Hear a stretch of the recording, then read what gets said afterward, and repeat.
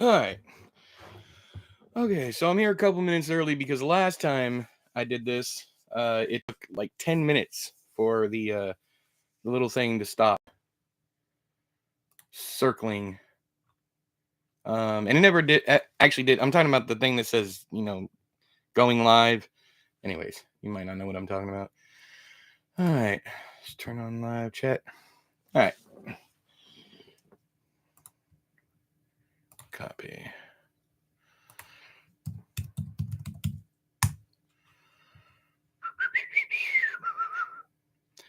Just letting the Discord and Blue Sky know that I'm live, and then we'll get started.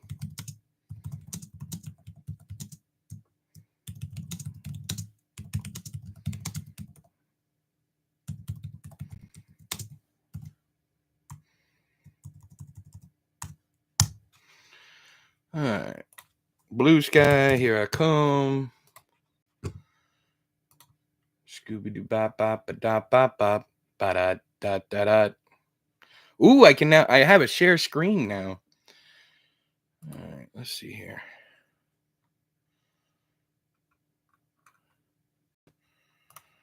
All right.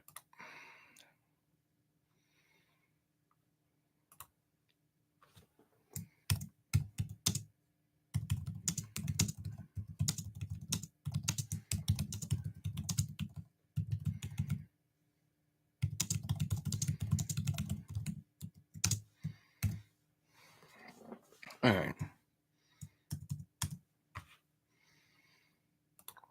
All right. There you go.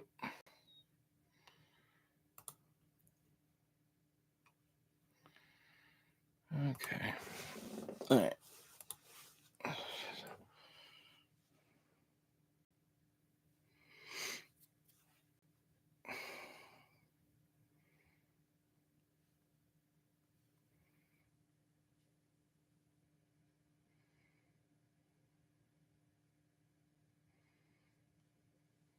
Okay. All right. Let everybody who needs to know. All right. All right. So, for those of you interested, I'm going to be reviewing Help Meet by Nabin Ruthnam next week. Jedi Summer by John Bowden, and Scanlines by Todd Kiesling. I burned through all three of them this week, so you'll be getting those reviews. But that's not why we're here. We are here to read from The Last Freak Show, Book 1, Flame and Fortune by S.E. Johnson. That's me. New pen name.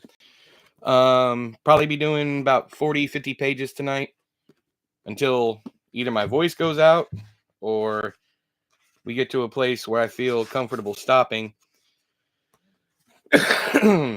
We are almost to the halfway part of the book. Yeah. Okay. Let me move the mic over here and we shall get started. Ocular aid incoming. The aid of the oculars. How y'all doing? Like I said, every time I put these things on this camera, I feel like I need to be on some kind of registry. Okay, here we go. For those of you reading along at home, we are on page 224. Actually, we're at the halfway part. So, doesn't look like it. No, it's not. That'd be 275. Never mind. I did my math meet wrong. All right.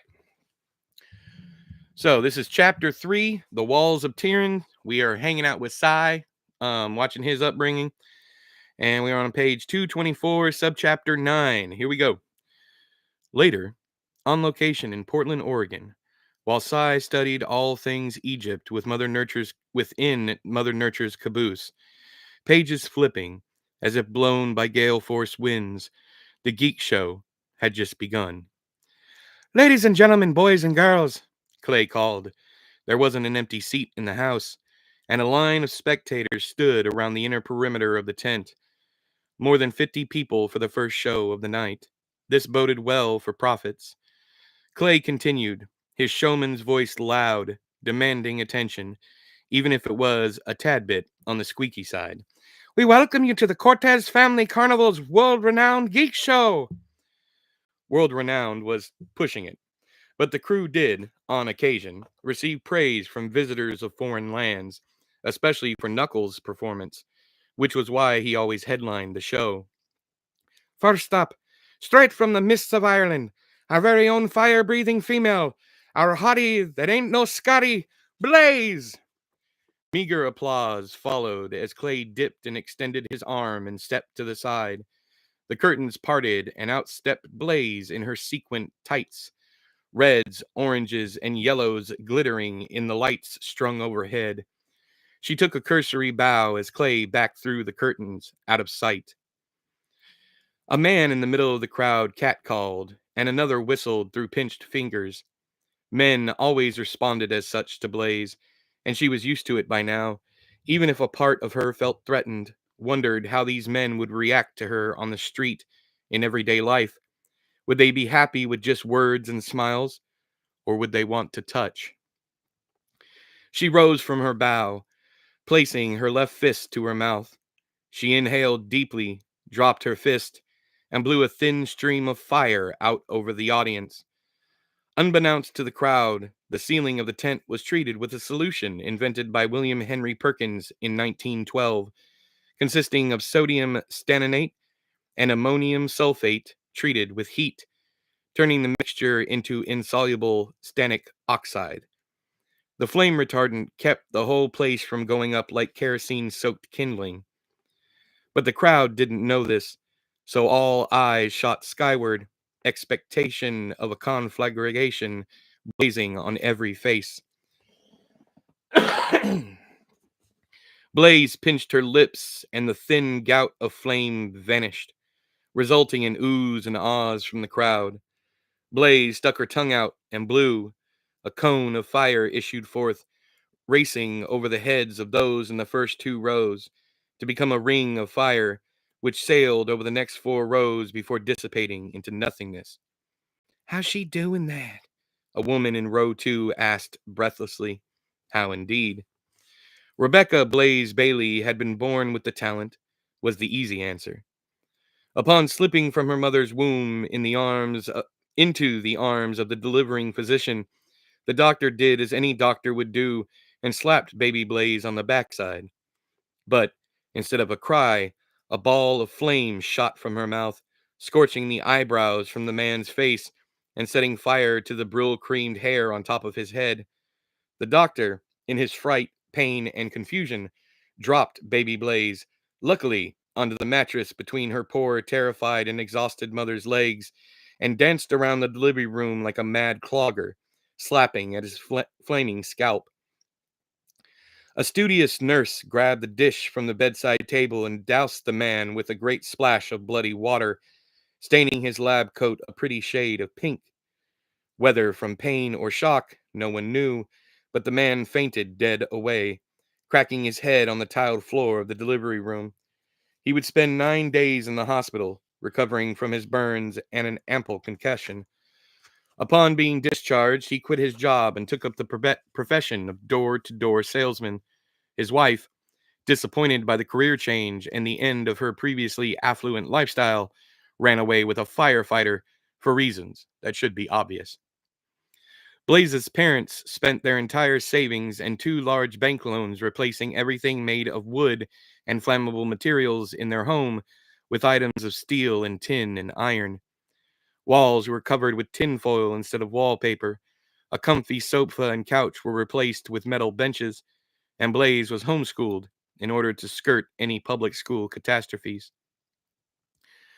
Over the years, she was taken to a legion of specialists, but none of them could explain why or how she was capable of creating flame from nothing more than everyday exhalation. Blaze, not knowing any other life, never knew how different her saliva truly was until she poisoned the boy during her first kiss. His name had been Tommy Hildebrand, a neighbor boy whom she liked very much. She was 11, still 2 years away from her first period, and he was 13. They swapped spit in the woods behind their houses, and halfway through, Tommy started gagging. They parted, and Blaze watched as the boy retched into the grass. At first, she thought she'd burned him. She'd gained control of her gift, though curse was probably a better word for her ability, given what happened to poor Tommy, around 3, and had had a tight rein on her powers ever since. But accidents happened. Not often. But there had been the case of the library fire when she was 5, and the time she burned all the hair from the face of a horse she'd been feeding after the animal bit her fingers while trying to extract a carrot from her grip. But she hadn't burned Tommy. Tommy had ingested some of Blaze's flammable saliva and suffered as anyone else would had they downed a shot of gasoline. Blaze ran and sought help, but by the time she returned with her and Tommy's parents, the boy was dead. He lay on the forest floor, a pool of bloody vomit around his head, even more of it still dribbling from his mouth.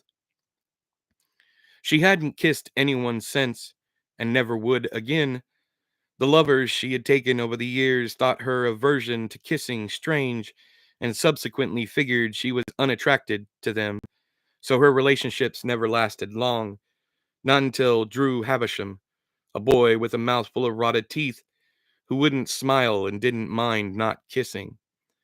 She'd fallen in love with Drew shortly after her 19th birthday, and they were to have been married, but a drunk driver saw to it that their wedding never happened.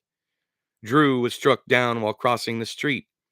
Such a sad and meaningless way to die, just going about one's business. The driver ran a stop sign, struck Drew, and dragged the poor young man's body another 50 feet before the car finally came to a stop.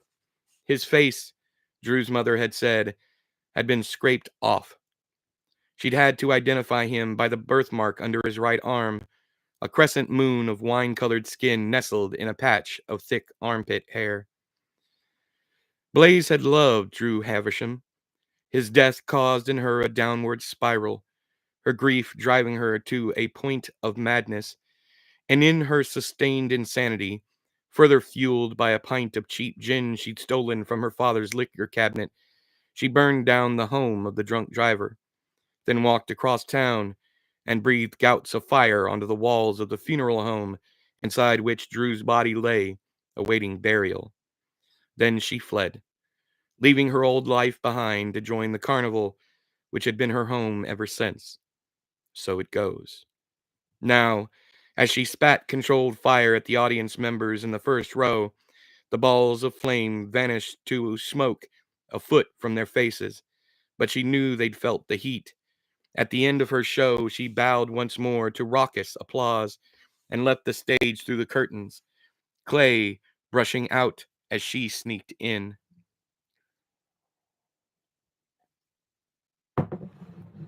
What'd you say, Derek? Ow, boo boo, cousin. I want to study within Mother. I knew it. I should have known it was coming from you. All right. Sai looked up from his studies, having just finished a chapter on the Egyptian god Min, whose likeness was never without a fully engorged erection. Upon seeing Min's massive, jutting member, his cheeks had flushed, his shame accompanied by undue applause. He gazed out of Mother Nature's picture window, trying to judge from where the clapping had issued.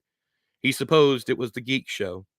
The Cooch tent, which Mom had explained was entirely off limits to him, lest he wished to lose vital parts of his manhood, hadn't opened yet, and there were no other shows close enough to hear, for Mother Nature had retired her ringmaster garb in order to make room for the ladies from Egypt and whatever show they would perform.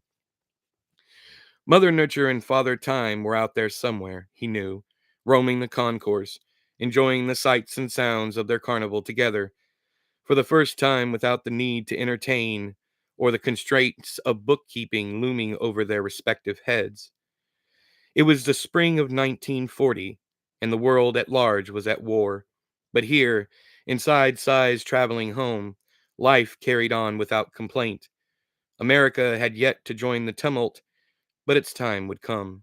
Until then, Sai returned to his studies. He turned the page and read about Ekintri, a demon who, myth had it, guarded a gate of flame that concealed a divine image. Sigh read. Next on stage was Paper the Living Canvas. Peter Stout, brother to Marianne, or the mystical Lady Quill, if you will, flexed and twirled, showing off the varied and majestic artwork his once conjoined twin had etched upon his skin. A great all-seeing eye lay across his back, and if he worked his muscles just right, it seemed to the crowd that the eye was watching them, meeting their own pair of eyes, and once, even, the eye seemed to blink. Tendrils of vine crept from the corners of the eye, spooling out and around his waist, undulating as he turned, whipping when he bounced, reaching when he flexed, pulling the great bear on his chest into their embrace as it roared to the sky, maw dripping gore. His face was an eagle's, his nose and upper lip the beak, his ears the wings, his scalp the feathery head, its eyes his own. Although he wore skin-tight briefs, black in color, he was otherwise unclothed, showing off the totems of his legs. On his right thigh was the image of a snarling wolf perched upon the head of a python, whose tail curled around his kneecap, its body coiled constrictively around his calf. His right foot a fat bullfrog. His left thigh was a boar, its jutting tusks curving around the sides of his leg, its chin resting atop a row of squirrels inked on the corresponding knee, all standing, each one with a different expression on its face, mirth, fear, pleasure, pain. Below the squirrels was a tree trunk, upon which the woodland creature stood, his left foot and toes its gnarled, twisting roots. Paper the Living Canvas spun and danced to the enjoyment of everyone in attendance. Sai came to the god Horus and found his tale of war with Set, the god of the desert, interesting. During battle, Set gouged from Horus's head one of the god of war and sun's eyes. Horus then attempted to raise his father, Osiris, from the ground by offering his extracted eye.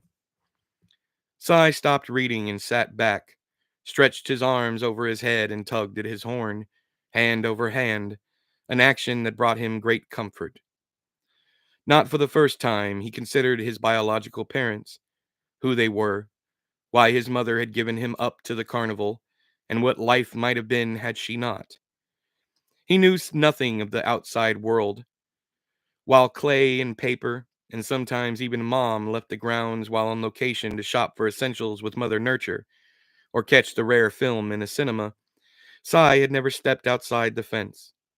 He wasn't allowed outside whatsoever after sundown, and stayed to the shadows even in the daylight, lest a rube see him through the gate.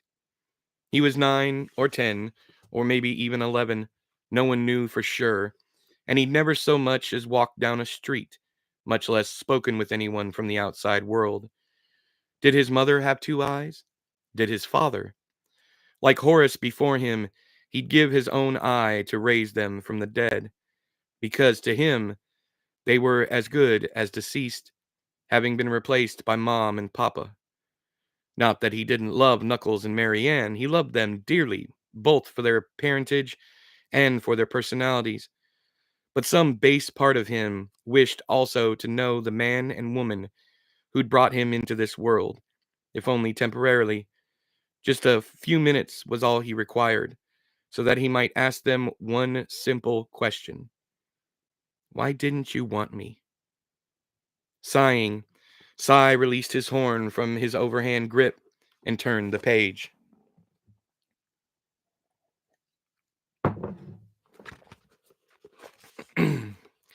Let's hear it for Paper the Living Canvas, cried Clay, but as expected, the crowd's response to Paper was more muted than the applause they'd given Blaze as she'd left the stage. The Geek Show bill was set up the way it was for a reason. Open explosively with Blaze, and close with Knuckles, the most interesting 2 of the bunch, with Clay bookended by Paper and Bull up next. Now, "If I may introduce you to my good friend," Clay said as the blade of his claymore slipped through the curtain, carried out of sight by Bull behind the scenes. Clay retrieved the handle from the strong man and stepped aside, allowing Bull to pass through the curtains. An anvil clutched to his stomach, excuse me, when he then sat, which he then sat in the middle of the stage. Bull disappeared behind the veil once more, returning a moment later with a goodly sized watermelon and 4 small blocks of wood, 2 tucked under each arm. He placed the watermelon on top of the anvil, then placed the wedges all around the fruit, anchoring it in place so it wouldn't roll away. Finally, Bull vanished backstage, and Clay started his act. "This, my good friends," Clay called, "is a claymore. My Scottish ancestors once used massive blades such as this to cleave the legs from under the horses of their enemies."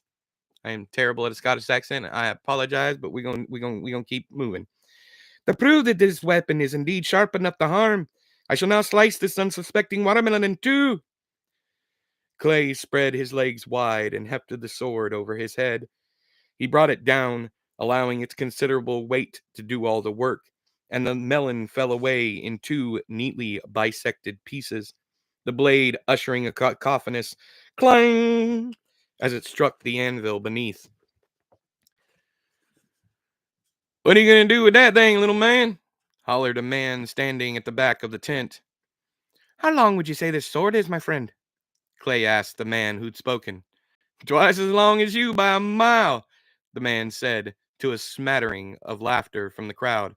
"Close enough," cried Clay. "What would you say if I swallowed it to the hilt?" "Oh, buddy, I'd love to see that." More laughter, accompanied by several utterances of disbelief from those seated in the audience. "Then watch and see, my good man. For seeing, as the wise men say, is believing." Clay set about balancing the blade on the anvil. Once done, he got down on his hands and knees and crawled toward the tip, mouth open, throat wide. Shut up, Derek. Tentatively moving forward, inch by amazing inch, allowing the razor-sharp metal to pass unimpeded down his throat, his esophagus, and into his stomach, where the magic happened. Half the length of the sword down his gob, he reached forward, carefully, with one hand, and grasped one side of the hilt, raising it as he pushed back onto his haunches. Staring at the ceiling of the tent, Clay got one leg under him, again, ever so carefully, then the other, until he was standing. He then eased the sword into his intestines and farther, into places unknown even to him. He gobbled the sword to the hilt, then swung around to face the crowd. "I'll be a monkey's uncle," said the man who'd questioned his abilities. "He damn well did it." The crowd clapped uproariously, and Clay, mouth and body full of sword, smiled around the hilt. Clay had first come across his gift of perpetually cavernous insides by chance at the age of 10. He had a condition that would one day come to be known as pica, a condition that causes those who suffer from it to crave inedible objects. Nothing was known of pica when he was a child, and not much was known by the time he reached 32, which was his age presently, and he spent quite a bit of his early teens eating things no living thing should eat: nails, rocks, and on one occasion, the better half of an abandoned trailer he'd found in the woods. But we will focus now on the first case and go from there. His mother, a widowed woman whose young husband, Clay's father, had perished in the Great War. His mother, a widowed woman whose young husband, Clay's father, had perished in the Great War, owned a mangy cat she called Bunches. Bunches, who spent more time outside than in because he liked to get into her yarn stores, was inside on this day and had, yes, gotten into her crocheting supplies. Clay came home from school to find the house strewn with multicolored string, and although Bunches was nowhere to be found, he knew the identity of the culprit from the jump. He had set about unraveling the yarn from around furniture and was halfway done when the overwhelming urge to eat the yarn overcame him. He put an end of red yarn into his mouth, chewing it back like a length of spaghetti noodle until he had a mouthful. He swallowed with little effort, and the ball of string, wet and heavy with his saliva, slid down his throat without issue. But there was still more of it, more of the red yarn, and it dangled from his bottom lip like so much bloody drool. He slurped and swallowed, never once gagging or struggling. He continued until he'd consumed over 3/4 of his mother's yarn, only stopping because she, his mother, had come home from work and caught him doing it. It's cold. Sorry if that's too loud, but we gotta do what we gotta do, so I ain't out of here freezing. She was, to no one's surprise, quite angry with the boy, but more so because he devoured so much of her stock than because he was eating things he shouldn't. Once the last quarter of the yarn was wound up and put away, she sat down and told him a story about how, one day when she was but a small girl, she'd eaten a box of 10-penny nails her father had in his work shed. Her father, unlike she had with Clay, had never found out she was the one responsible for the disappearance of his work supplies. She then went on to tell Clay the most curious thing of all.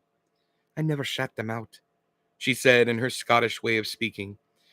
"I don't even know what happened to them, but I never shut them out. And, if you are the same as me, I doubt you'll shut out my yarn. So, do you see why I'm on fire with you? That there string is long lost, and I can't afford more. If you're gonna eat stuff you shouldn't be eating in the future, make sure it's nae my yarn." "Yes, mother," Clay said, and never again ate anything that was not his to eat. The mystery of where the indigestible bits and bobs he and his mother swallowed throughout their lives, the mystery of where the indigestible bits and bobs he and his mother swallowed throughout their lives went, never was solved, and neither made a fuss about it. The world was full of strange things, their odd appetites, Clay's height, his mother's ability to be mad as hell yet soft and kind all in the same breath, was the least of their worries. How people treated Clay, being slight as he was enough to keep both of their attentions.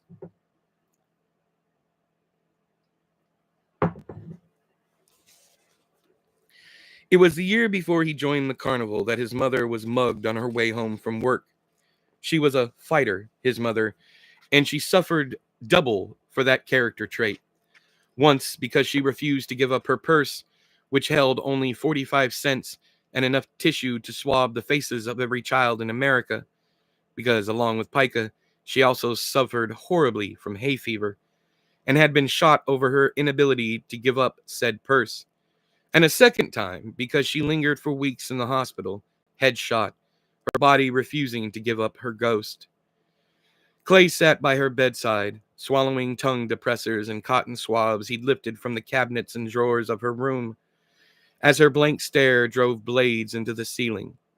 She never spoke again, but Clay knew that she loved him dearly, so he spoke for her, telling her he loved her, and that he was certain she loved him back. As the dying are wont to do, she waited until her only son, her only living family, truth be told, left her bedside to find something of actual quality to eat before she shuffled off her mortal coil. He returned 10 minutes later, a ham sandwich clutched in one hand, to find her no longer breathing. He sat down, peeled open the wax paper the sandwich was wrapped in, and discarded the sandwich into the wastebasket between his chair and his mother's deathbed. He stuffed the wrapping into his mouth and chewed, tears scrolling down his working cheeks. Now, Bull crept from backstage, grabbed the handle of Clay's claymore, and slipped the weapon of war from Clay's insides, brandishing it overhead like the victor of a long-fought war parading before his slain enemies. The crowd cheered, again, nowhere near as loudly as they cheered for Blaze, but that was okay. That they responded at all was better than nothing. Clay only wished his mother had lived to see him perform, but he knew she was out there somewhere, watching, smiling proudly through a mouthful of nails.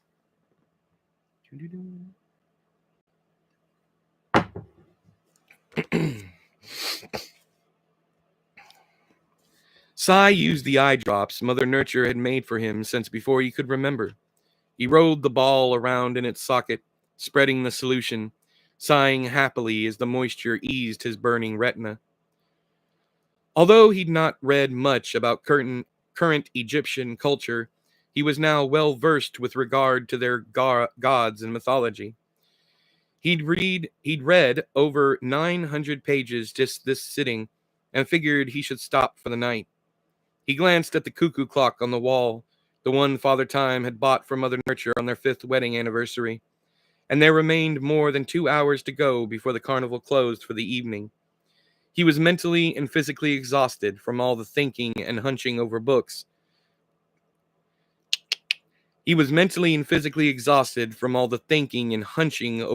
Though, and contemplated taking a nap. Gazing out the window, he came eye to eye with the Ferris wheel in the near distance. Round and round it went, carrying gondolas up and down.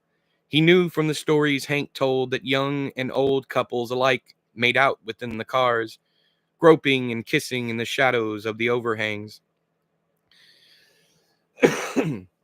Cy ruminated on the voyeuristic nature of mankind, the need to be seen, the need to watch. And that train of thought effortlessly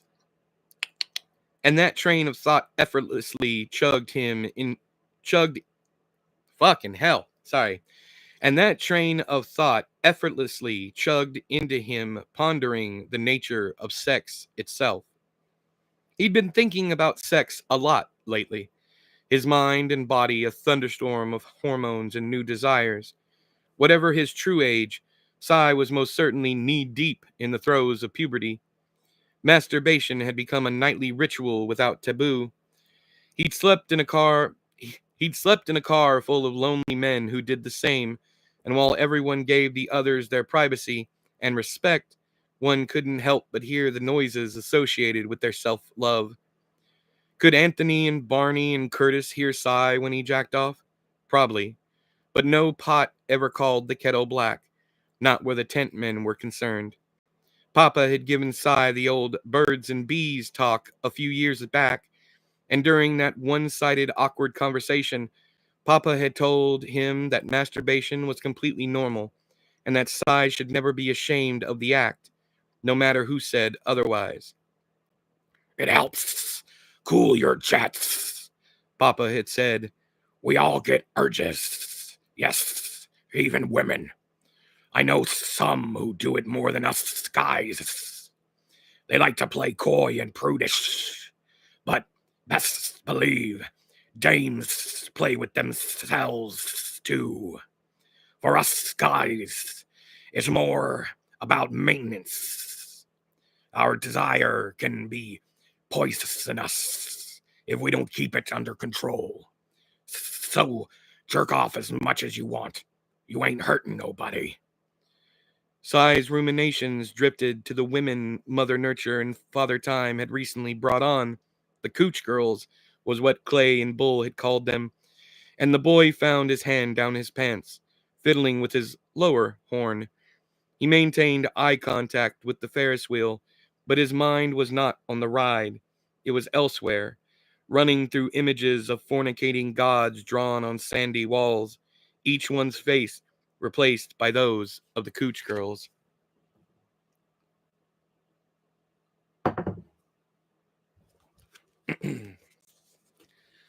Bull's act was the least impressive out of all 5 of the Geek Show performers. He bent iron rods around his neck only to straighten them out again, crushed billiard balls in his mighty paws, reduced cinder blocks to gray dust between bulging thighs. The few women who attended the Geek Shows, most of them having been dragged in by their respective husbands and boyfriends, tended to stare at Bull with something akin to hunger, his being the only part of the show that didn't seem to upset them. It was his curse, At least that's how he looked at it, that women were not who he desired. Jake Bullinger had been huge his entire life. After being cut from his mother because there wasn't enough dilation in the world capable of passing a baby of his size, he'd weighed in at an astonishing and upsetting 13 pounds, 12 ounces. His mother had suffered from gestational diabetes while he occupied her womb, and his weight upon birth was only one side effect of that. Further side effects that afflicted him were numerous, but not limited to acid reflux, breathing difficulties, and his own war with hyperglycemia. Bull stayed away from all sweets and carbohydrates, ate nothing but fat and protein, and because of this, his acid reflux, not to mention the other gastrointestinal problems that caused his farts to smell like weak dead carcasses soaked in skunk spray, only worsened throughout his life. He had a terrible intolerance of all things dairy. So much as an ounce of cheese would give him such awful flatulence that he could clear a stadium of spectators in 5 seconds flat, if they didn't gag to death on the way out, that was. He'd been a chubby baby who grew into a fat toddler, who then grew into an obese kid. By puberty, Bull had become what they called morbidly obese, as if his weight were some kind of horror story. When he wasn't being mocked for his weight, he lived an otherwise happy and healthy life.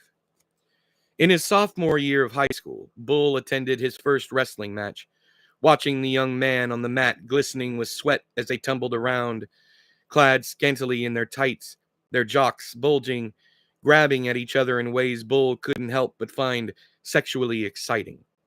The next day, during lunch period, he approached the wrestling coach and asked if he could join his ranks. The coach's name had been Mr. Marcus, and whether that had been the man's first or last name, Bull didn't know, nor did he care.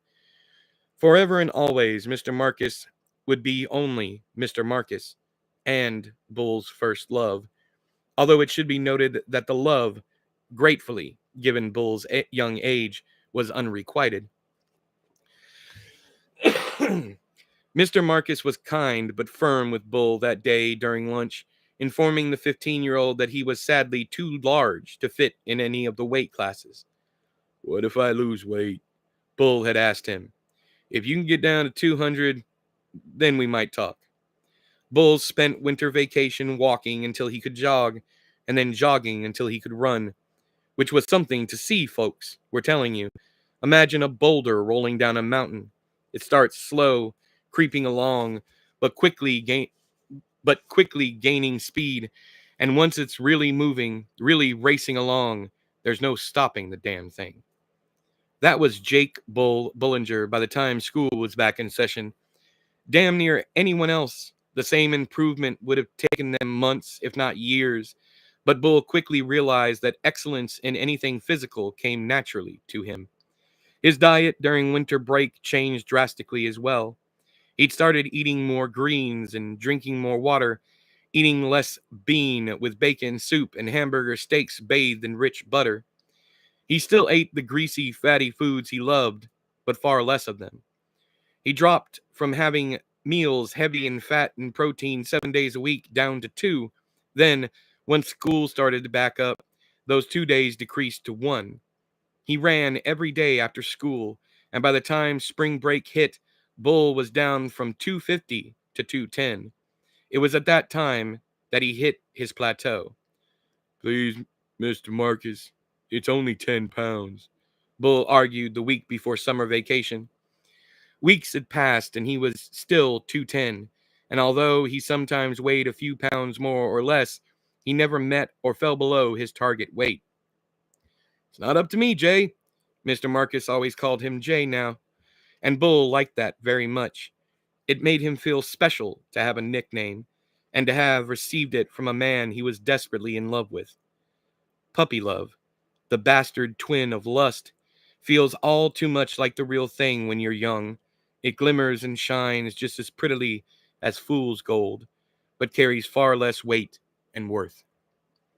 Mr. Marcus continued, saying, "It's the rules, and no matter how much I would love to break them just so I could watch you massacre your opponents, Ain't no judge gonna allow it. You got down this low. You can drop them last 10. I believe in you, kid. Mr. Marcus had slugged Bull playfully on the shoulder, then. Sorry. Mr. Marcus had slugged Bull playfully on the shoulder then, and all Bull could think was, "Oh my God, did he really just touch me?" Alas, one final growth spurt would seal the deal, cementing the heartbreaking conclusion of Bull's bid to join the wrestling team.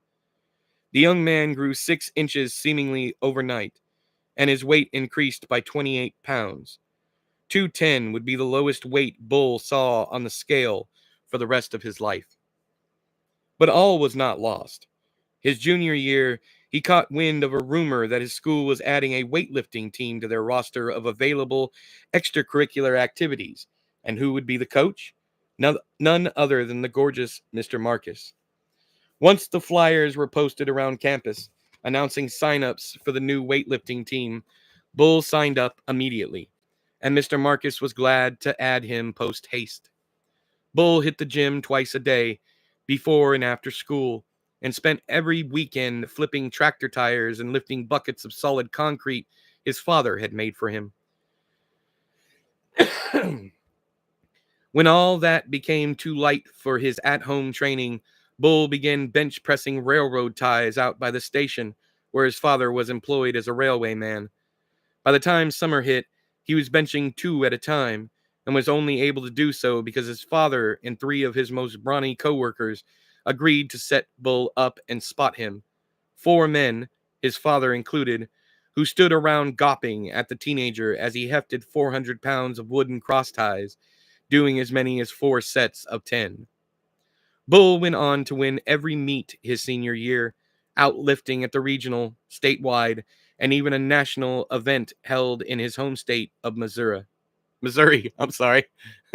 Missouri. Wow, my grandmother just possessed me for a second. Then he graduated, with a C- average, it should be added, because book learning never had been his thing, although he loved fiction almost as much as Psy and Mother Nature combined, and never saw Mr. Marcus again. Bull, however, found the coach's obituary 2 years later while perusing the local sports columns. Mr. Marcus had died in his sleep from a massive heart attack and was survived by his wife and, insanely, 9 children. Bull didn't recall ever hearing the man speak of his wife, much less his numerous spawn, and it became clear to the strong man that you never truly knew another person unless they wanted you to. Even then, everyone had their secrets. And as a man who loved men, Bull was well aware of this truth. The fall of his 22nd year, the Cortez family carnival came to town, and Bull showcased his might by cracking the bell at the top of the Test Your Strength attraction. The operator, a man called Weasel due to the shape of his nose and the wiry quality of his mustache, or so Bull assumed, cried foul and requested Bull pay to replace the bell. Bull said he didn't mind, and Weasel escorted him to the office, which was located in the caboose of the carnival's train. There, he met Father Time. "He broke me bell," Weasel told the bearded man sitting at the desk in the corner. Father Time met Bull's eyes and smiled. "You did you?" "Yes, sir," said Bull, "and I'll gladly pay for the damages." Father Time shook his head. "No need, son." "No need?" screeched Weasel. "What do you mean, no?"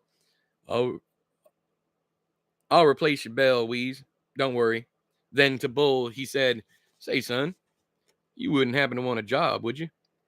And the rest, as they say, is history. Now, Bull asked the audience if anyone was willing to help him on stage. A woman in a gingham dress and matching bonnet raised her hand, and Bull waved her up. "You mind if I lift you over my head?" She leaned forward and whispered in his ear, "I'd like nothing more in the whole wide world." That makes one of us, Bull thought, but he lifted her all the same, twirling her horizontal and pressing her high above his head as if she weighed no more than a broomstick. She giggled madly above him, and he felt her warm and damp where his hand clutched her between the legs. Bull lowered her to the ground to meager applause. He took a bow, back through the curtain, and ran out of the tent, seeking a bucket in which to wash his hands. Sai had fallen asleep at his studies table, his cheek resting on an open book of Egyptian mythology, a puddle of drool staining the page beneath him. He dreamed of the Cooch girls, them dancing around him in a circle, fully clothed but no less sexy. Their eyes flared with smoldering heat as they all fell on him.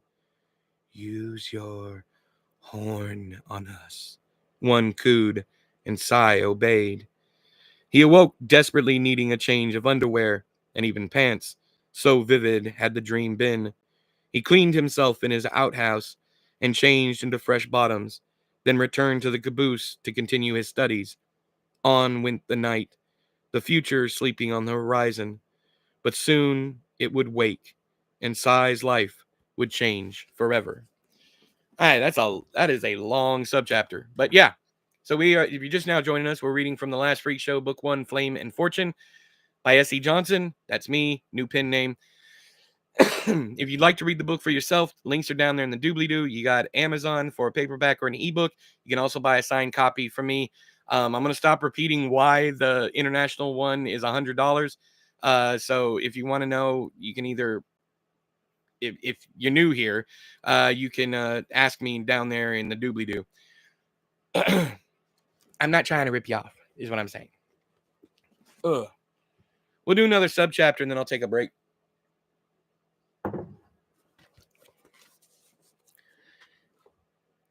10. America joined the war effort in December of 1941, and the Cortez family carnival once again knew hard times.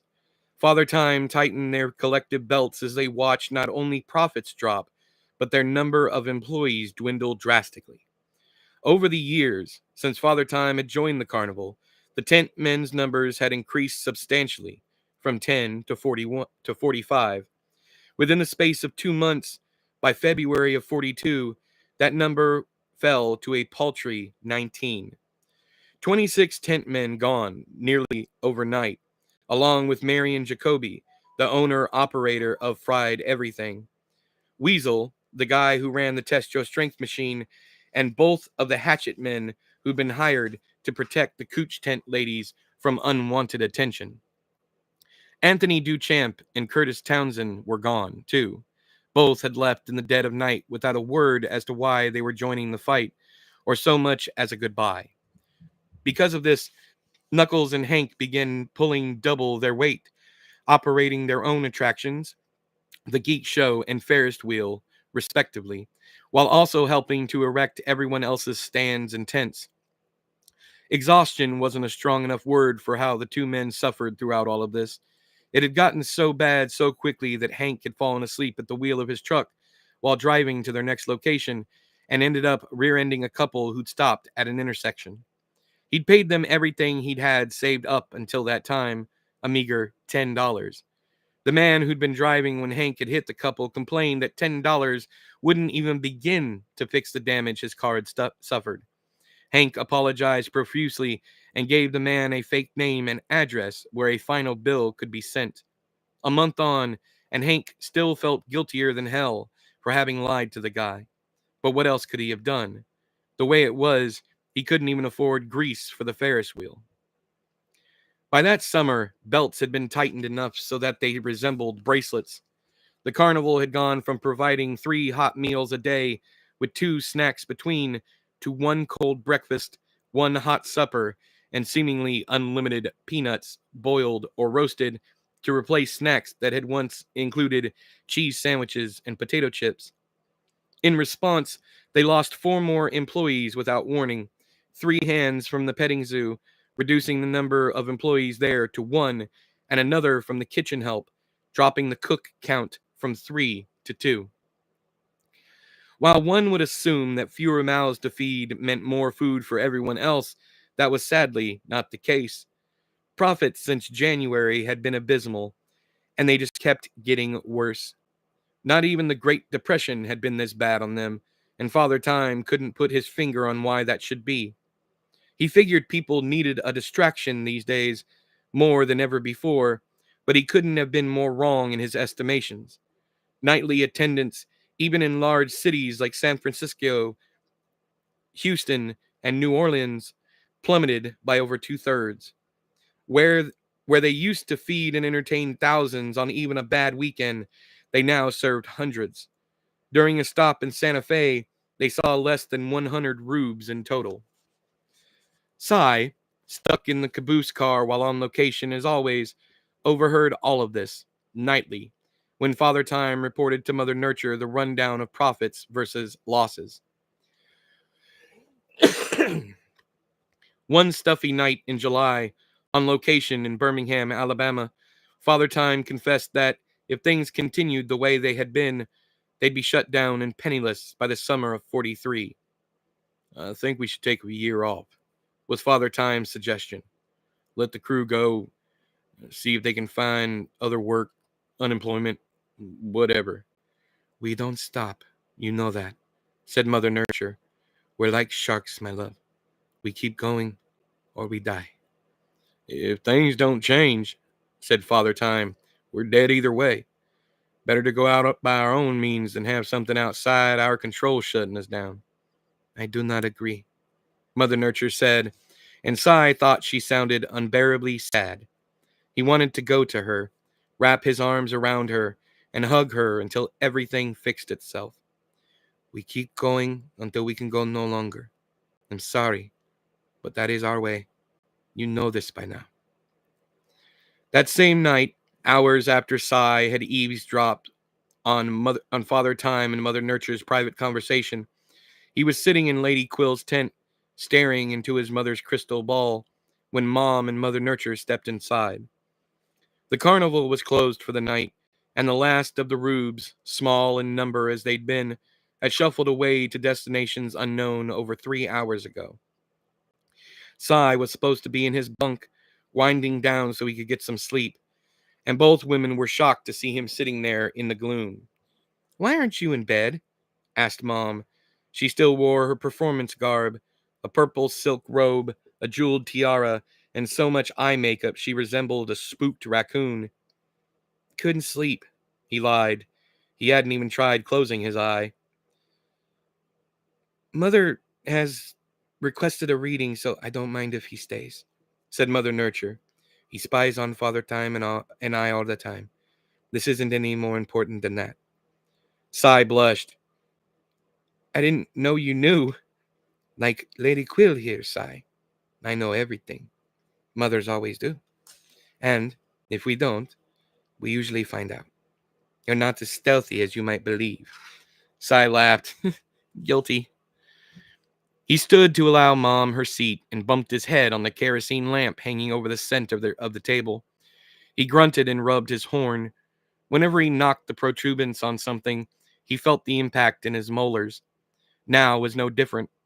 His jaw throbbed as he chose a chair from the three sitting against the walls of the tent and sat down. Will he ever stop growing? Mom asked Mother Nurture. Mother Nurture laughed wanly. Doesn't seem like it. 12 years old and over 6 feet tall. Wonders never do cease. Sorry? Cy said, not knowing how else to respond. No need to apologize, said Mom. Not like you can help it. Here, Mother, have a seat. While Mother Nurture did as she was told, Mom removed her crystal ball from the center of the table and placed it on top of the wardrobe at the back of the tent. She then removed a pack of tarot cards from a pocket in her robe and sat down opposite Mother Nurture. We're not doing this like you're some common rube. No need to shuffle. Doesn't make any difference what order the cards are in. The right ones will come up because they're destined to. Shuffling is all for show. Mother Nurture nodded that she understood.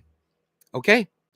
Mom inhaled at length, then released the breath in one long sigh. She laid the cards before her, closer to Mother Nurture than herself, saying, What is it you'd like to know? Place your hand on the cards before you respond. Let them feel your request as much as they hear it. Mother Nurture licked her lips and placed her right hand on top of the deck, saying, Will we be all right? Sai watched Mom's face as it crinkled in what seemed to be pain, flinching almost imperceptibly. Are you sure you want to know this? Asked Mom. There is no unhearing certain things. Do you already know how the cards will fall? Asked Mother Nurture. No. I used to dabble in self-prophecy, but I no longer do.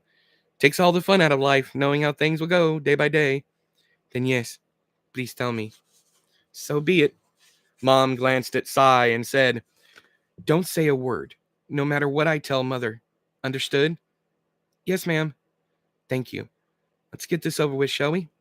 Ready, said Mother Nurture, and Lady Quill slid the first card from the top of the deck and placed it face up in the center of the table. Sai wasn't at an angle where he could see the card, but he didn't need to be. Mom read the card for him. Death reversed, she said as if she were reading something of little importance. Death? Sai cried. Who's gonna die?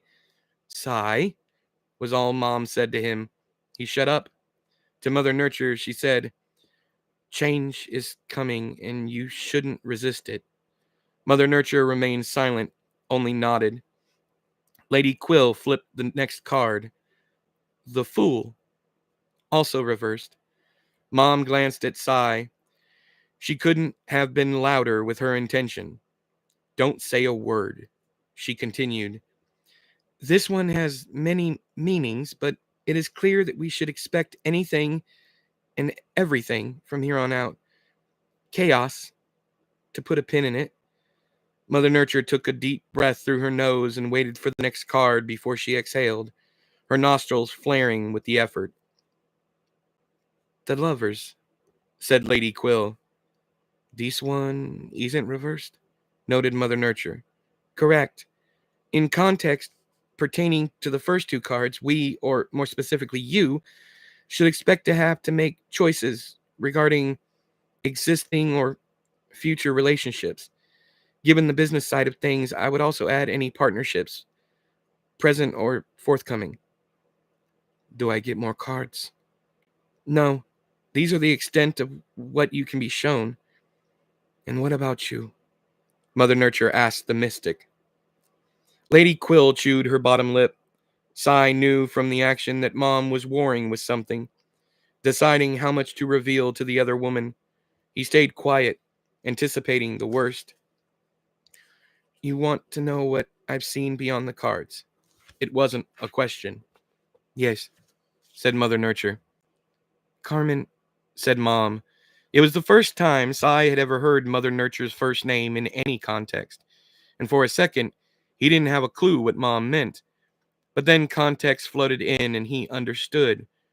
Carmen, he thought. What a beautiful name. I don't like any of what I've seen, so I have buried the vast majority of any visions pertaining to our lives here. It is important to remember that we are stronger together than we are apart. And as long as we lean on each other, we will make it through whatever life throws at us. You didn't answer my question. Sai was worried Mom would bite through her lip the way she was gnawing at it. No, I did not. Mostly because I don't have a concrete answer for it. Like I said, I've ignored certain signs, certain visions, because they cannot be altered. Not that we do not have choices. Fate is not fully realized until we take the proper or improper steps. But I see no way around certain events and their repercussions. It is a curse to see the things I've seen, things I have yet to see. Knowing is, at times, unbearable to me. What should I do, Marianne? Where do I go from here? Lady Quill frowned, her brows furrowing deeply. I cannot answer that. Without warning, Mother Nurture flipped with a fingernail the next card from the top of the deck. It landed face up on top of Death reversed. A pentagram, upside down, shone for all to see. The star reversed, murmured this mystic. What does Sai started, then abruptly stopped. Sorry, he mimed, zippering his lips, and sat back. After an extended silence, Mother Nurture said, Read the card, Mary. Mom's bottom lip, released from the death grip of her teeth, trembled. Mary, please. Read the card, begged Mother Nurture. A missed opportunity is what it means, Carmen, said Lady Quill, a tear escaping the corner of one makeup-shadowed eye to trundle down her painted cheek. A missed opportunity, and quite possibly despair.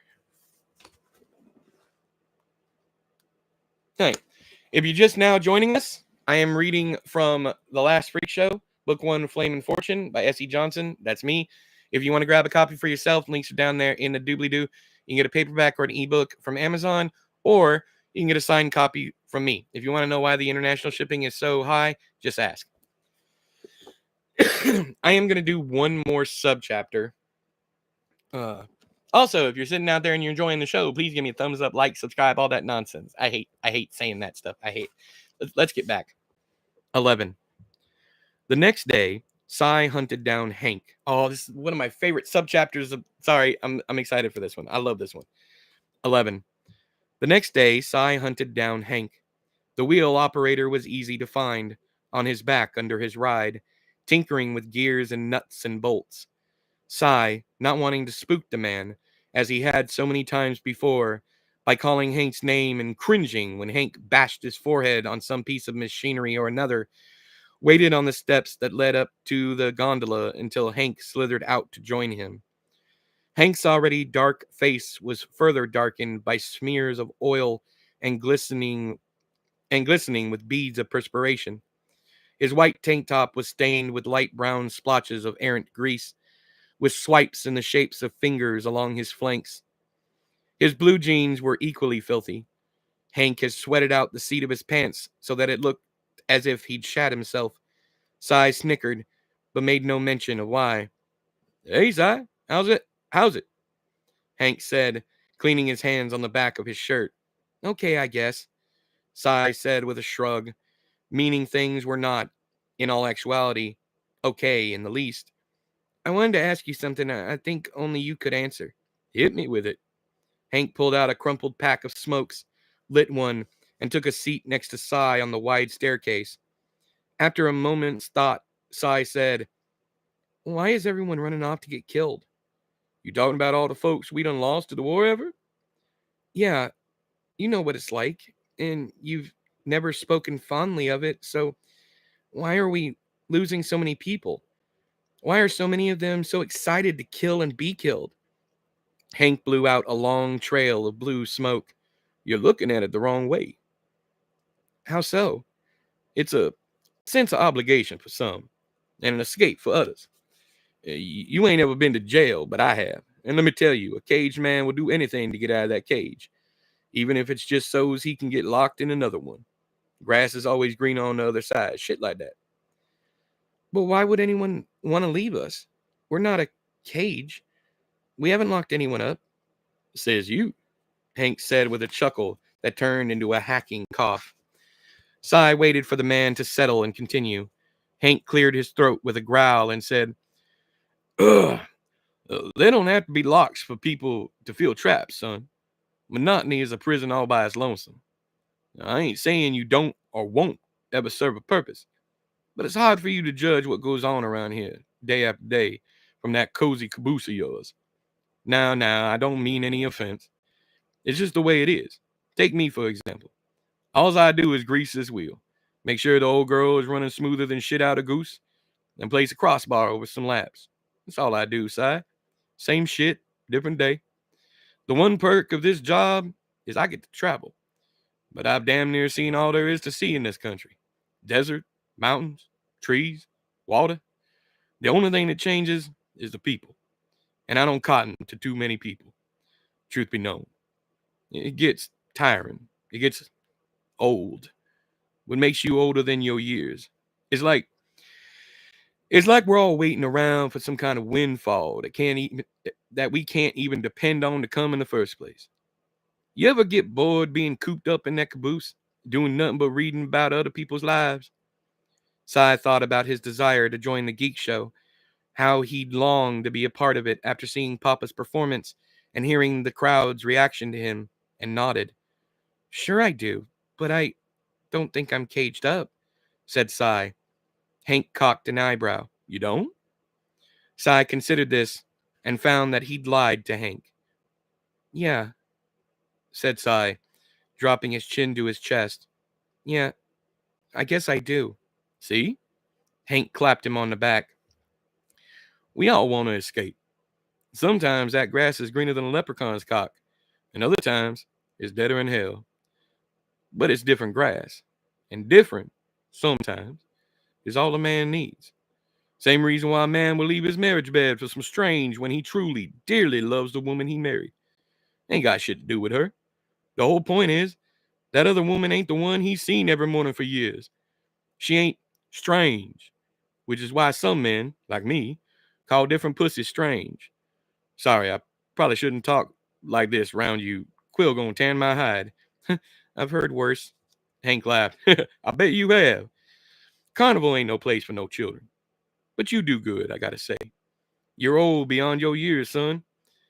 And that's probably because you've been cooped up with a bunch of batshit adults since you came off your mama's tit. Cy flinched as if struck. Hank noticed and said, shit. Son, sorry about that. I shouldn't have said it. It wasn't right of me. It's okay. No, it ain't. Hank puffed at his cigarette.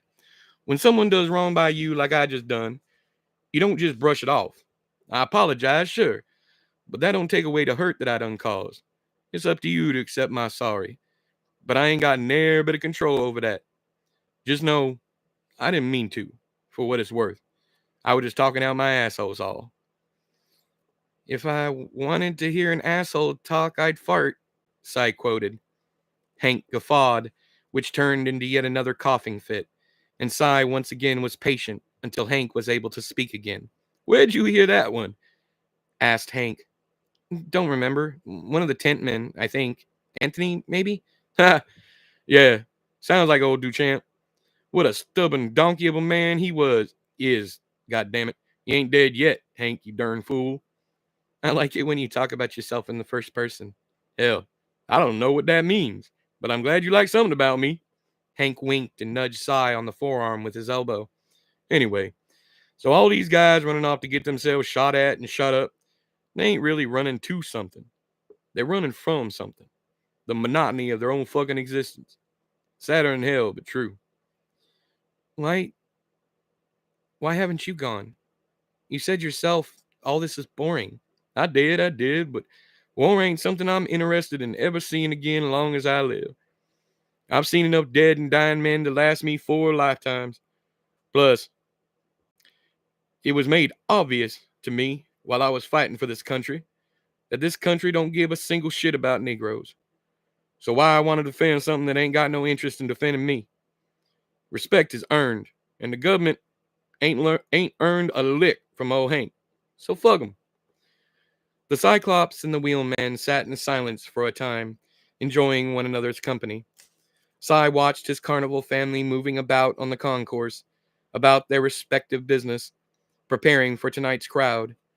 Last night's numbers had been abysmal, as he'd overheard, and he laughed inwardly at having been found out, if found out was even the proper term, given that Mother Nature and presumably Father Time had known he'd been listening all along.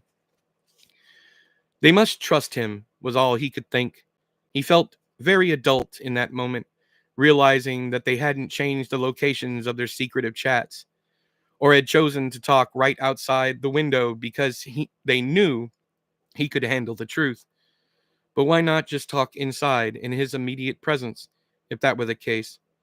He didn't know the answers to any of these questions, but Cy felt no less of a sense of pride over the fact that yet they'd known, yet were not concerned. Still, there had been that window, that wall between them, so thin, but of great import just the same. Perhaps they'd fooled themselves into thinking that the wall was thicker than expected. Had they even considered that Sai was listening again through that wall? That wall. Something sparked in the back of his mind, something he'd wanted to remember but had buried so deeply as to make it nigh unreachable for further study. Something about walls. A wall, one specific wall. Damn it, it wouldn't come. Mom was known to say, "Stop thinking about it so hard and it'll come to you." And Cy figured that was sound advice. "Have you ever been married, Hank?" asked Cy. "Well," Hank laughed, "that's a loaded question. I wasn't always a good man, son. Not sure I want to tear down that lovely picture you have of me in your head." "Picture? Like for tea?" asked Cy. Hank barked laughter, and Cy was shocked to see that, for once, the man didn't devolve into a coughing fit. "No, boy," cried Hank jovially. "A picture, like a photograph. Boy, you something else. It's not my fault you can't pronounce picture, pal." Hank roared boisterously. Tears sprang from his eyes and dripped on his quaking cheeks as he laughed and laughed and laughed. Hank was contagious, and soon enough Cy was cackling along with him. "You like to kill me with that one, son. God damn you quick. Clever as a bloodhound. Shit." Cy's laughter trailed off. "I learned from the best." "Yeah?" Hank coughed into his fist. "Who that is?" Cy nudged the man the way Hank had nudged him, elbow to forearm. "You." "Oh, shucks, kid. Don't go getting all weepy on old Hank. I can't be crying and then wiping grease in my eye. What would I look like, stumbling around here blinder than hell?" The pair broke out in laughter once again. Moments like this, with Hank, would become some of Cy's fondest memories. In the decades to come, he would look back often and cherish them. Hank had lived and loved and learned, and that he wished to share any of that lived experience warmed Cy to his marrow. "Anyway," Hank said, finally calming, "you still want to hear about whether I've been married?" Cy cleared his throat. "Sure, even if it might change your opinion about old Hank."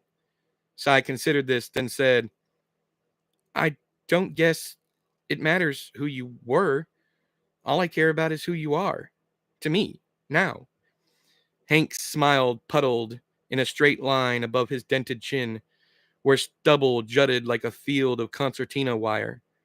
Brow furrowing, Hank said, "I wish everybody thought like that, son. Boy, do I ever." So the story of old Hank's love life goes like this. Ooh, this one's long. All right. I got to take a break. When I come back, we'll continue on. If you're just now joining us, it's The Last Freak Show, Book 1, Flamin' Fortune by S.E. Johnson. That's me, new pen name. Links are down there in the doobly-doo. You can get yourself an ebook or a paperback off of Amazon. There's also the signed copies. There's a reason the international is so expensive. If you want to know, leave me a comment and I'll explain it to you. It's just a lot to say. Anyways, I'm going to go on break for about 15 minutes. When I get back, we will continue on with Hank's story of why he ain't never been married. Or if he has been married. You'd think I would remember my own book, but I read this 3 years ago. Anyways, bye.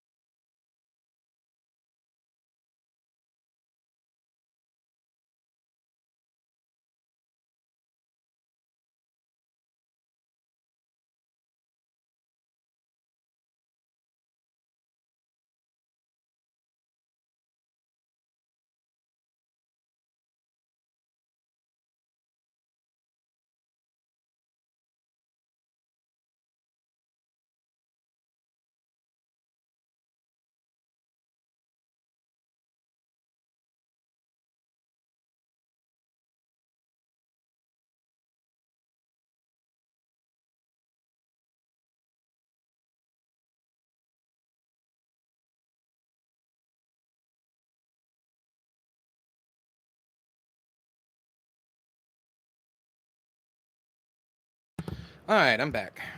Okay.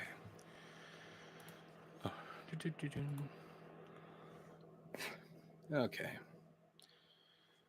Hang on, let me delete this comment. I mean, you guys can obviously see I'm back, but all right. All right.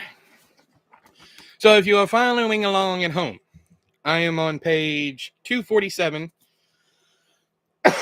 Excuse me.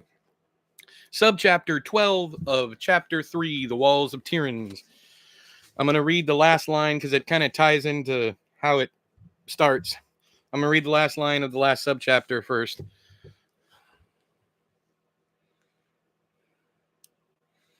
Hide your wives. We bringing sexy back. Okay. I wish everybody thought like that, son. Boy, do I ever. So the story of old Hank's love life goes like this. 12. I ain't had only one love of my life. So that right there tells you there ain't no truth to that old saying. But here's an old saying you can rely on. Wish in one hand and shit in the other. See which one fills up the fastest. You laugh all you want, but it's goddamn true in hell. Anyway, what I mean by that is that I spent a good part of my adult life going after sure things.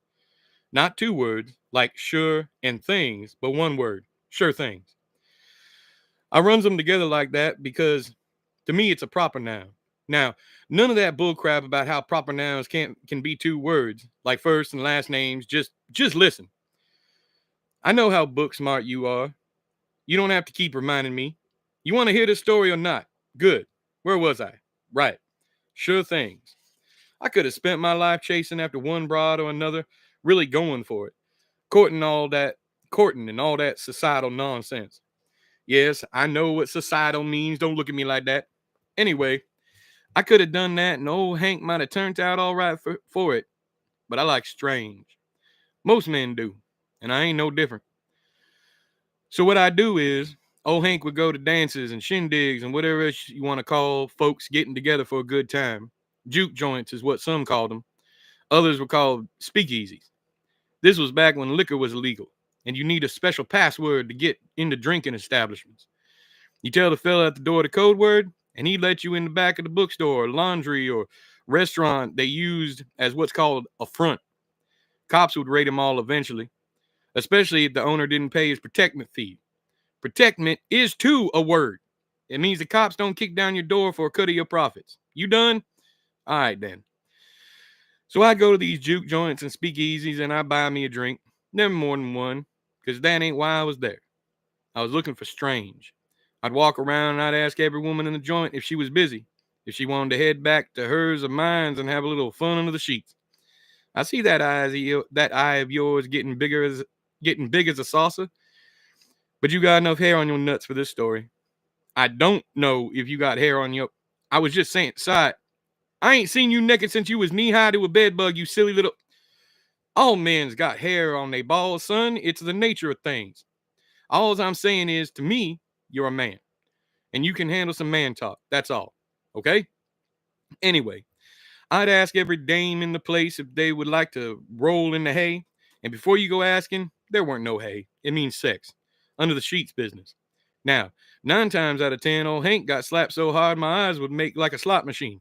But that 10th time, that broad would hop in the sack like her bush was on fire, and that there mattress was the coolest pond she'd ever seen. I'm telling you true, kid. Swear on my mama, rest her soul. Sometimes, though, them women I took home weren't happy with just a roll in the hay.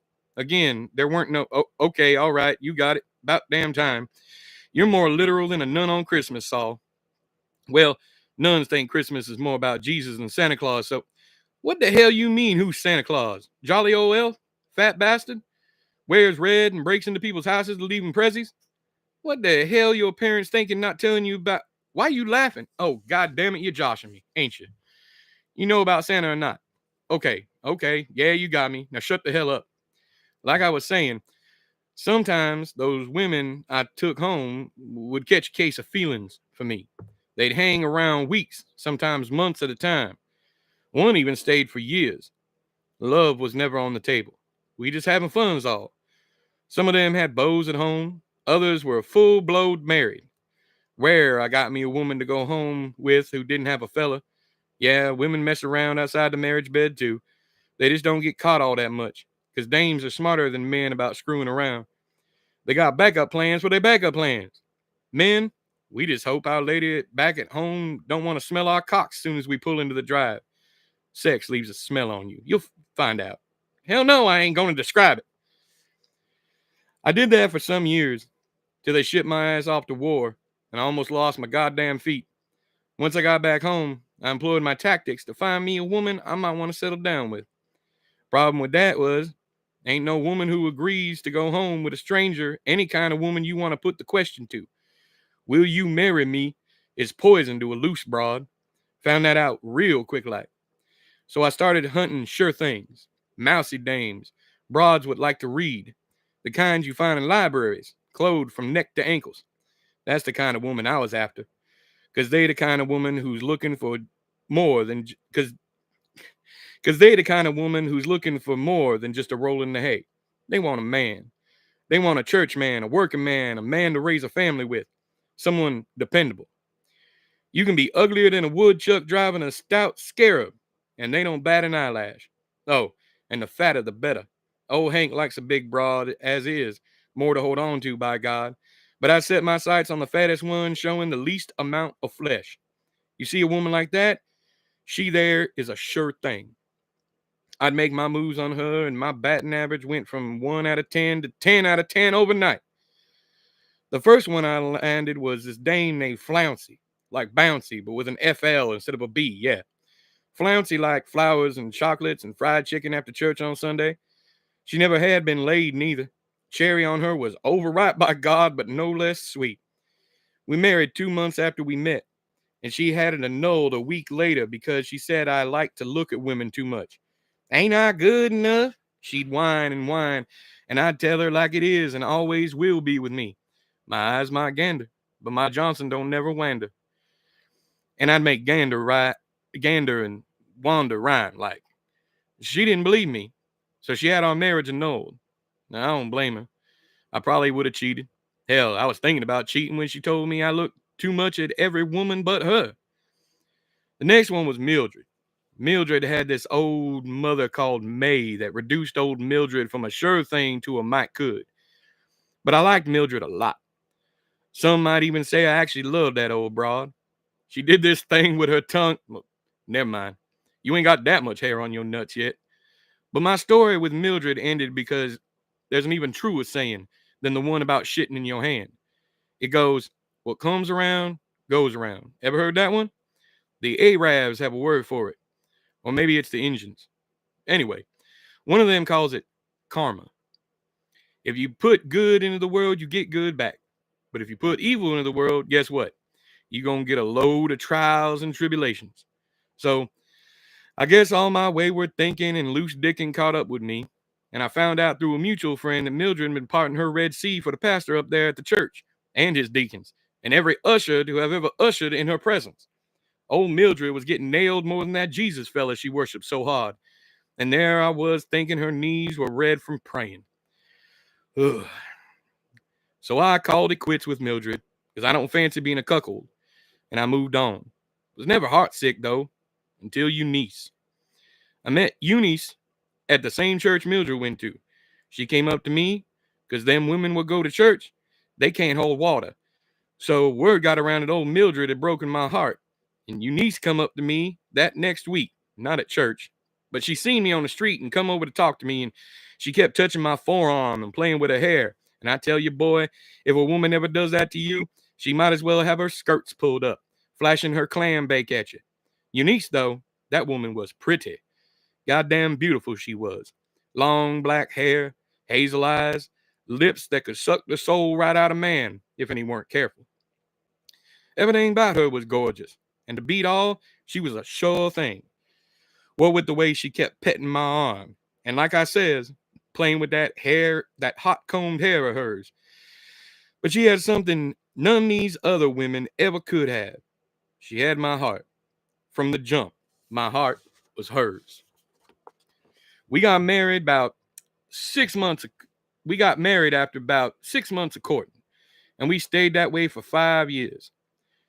I was drinking a lot back then, more than Sandy ever did in his lifetime. Oh yeah, Sandy used to drink. That man stayed drunk, but that was before your time.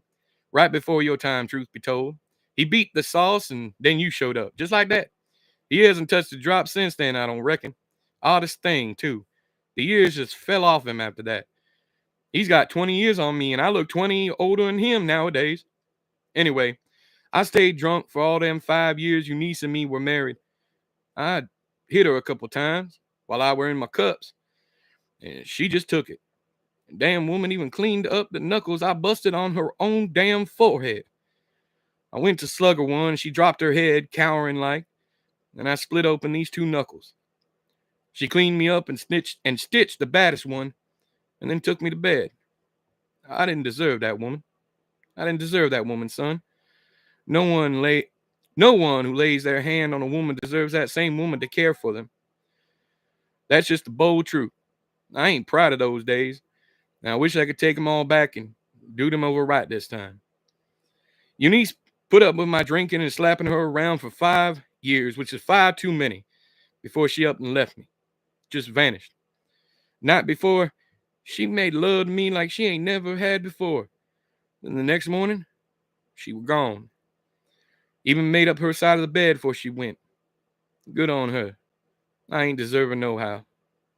So, I thought I loved Mildred, and I did love Eunice, and I lost them both. I was a mess after Eunice. Had thoughts of chasing her down and making her pay for leaving me, but that was just the booze thoughts. Once I got on the wagon and started making peace with myself, I seen that part of me too clear, and I didn't like it none. I'd been shitting in my hand for so goddamn long I forgot about wishing. And when a man forgets to wish, something in him dies. I think that's the difference between boys and men, if I'm telling it true. Boys wish, and men stand around shitting in their hands and calling it happiness. Was there another one? You damn right there was. And we're about to get to her. I met Claudia 3 years before I joined up with y'all. Claudia was a white woman, and I only says that because it's pertinent to the story. I don't know if this world will ever accept folks who mix races, but I hope they does, because Claudia and me, we could have been happy in a world like that. I was working blueberries up in Maine, and Claudia was my foreman's daughter.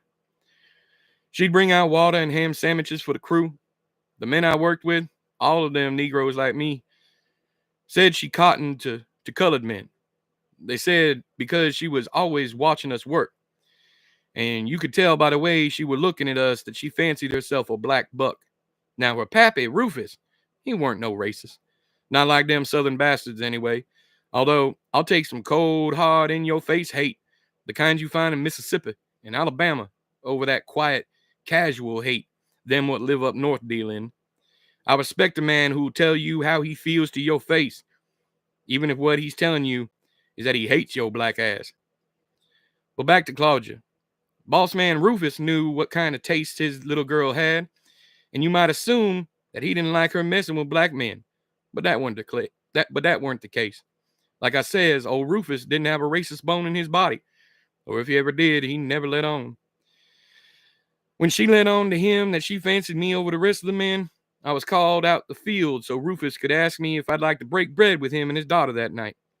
I said I reckon I did, and he nodded, and that were that. Next thing I know, I'm supping at his table, being waited on by men and women blacker than my black ass. Weirdest thing I ever been a part of. The help looking at me like I was the one intruding, like I was the one who didn't belong. While there they was bringing me my food and cleaning up after me. Each one of them, men and women alike, would have swapped places with me in a heartbeat. But because it was me and not them, they were upset. Jealousy is an ugly thing, boy. You'll see. Everyone sees that little green monster eventually. Claudia and I, well, it weren't legal for us to get married back then, and I don't reckon it's altogether legal nowadays either, but boss man Rufus, he married us anyway. Claudia got pregnant some months later, but she lost it. That's the thing about babies, and maybe why I don't care much for children to begin with. See, like I says, I love a sure thing, and there ain't nothing sure about children. She got pregnant again shortly after, and then she lost that one too.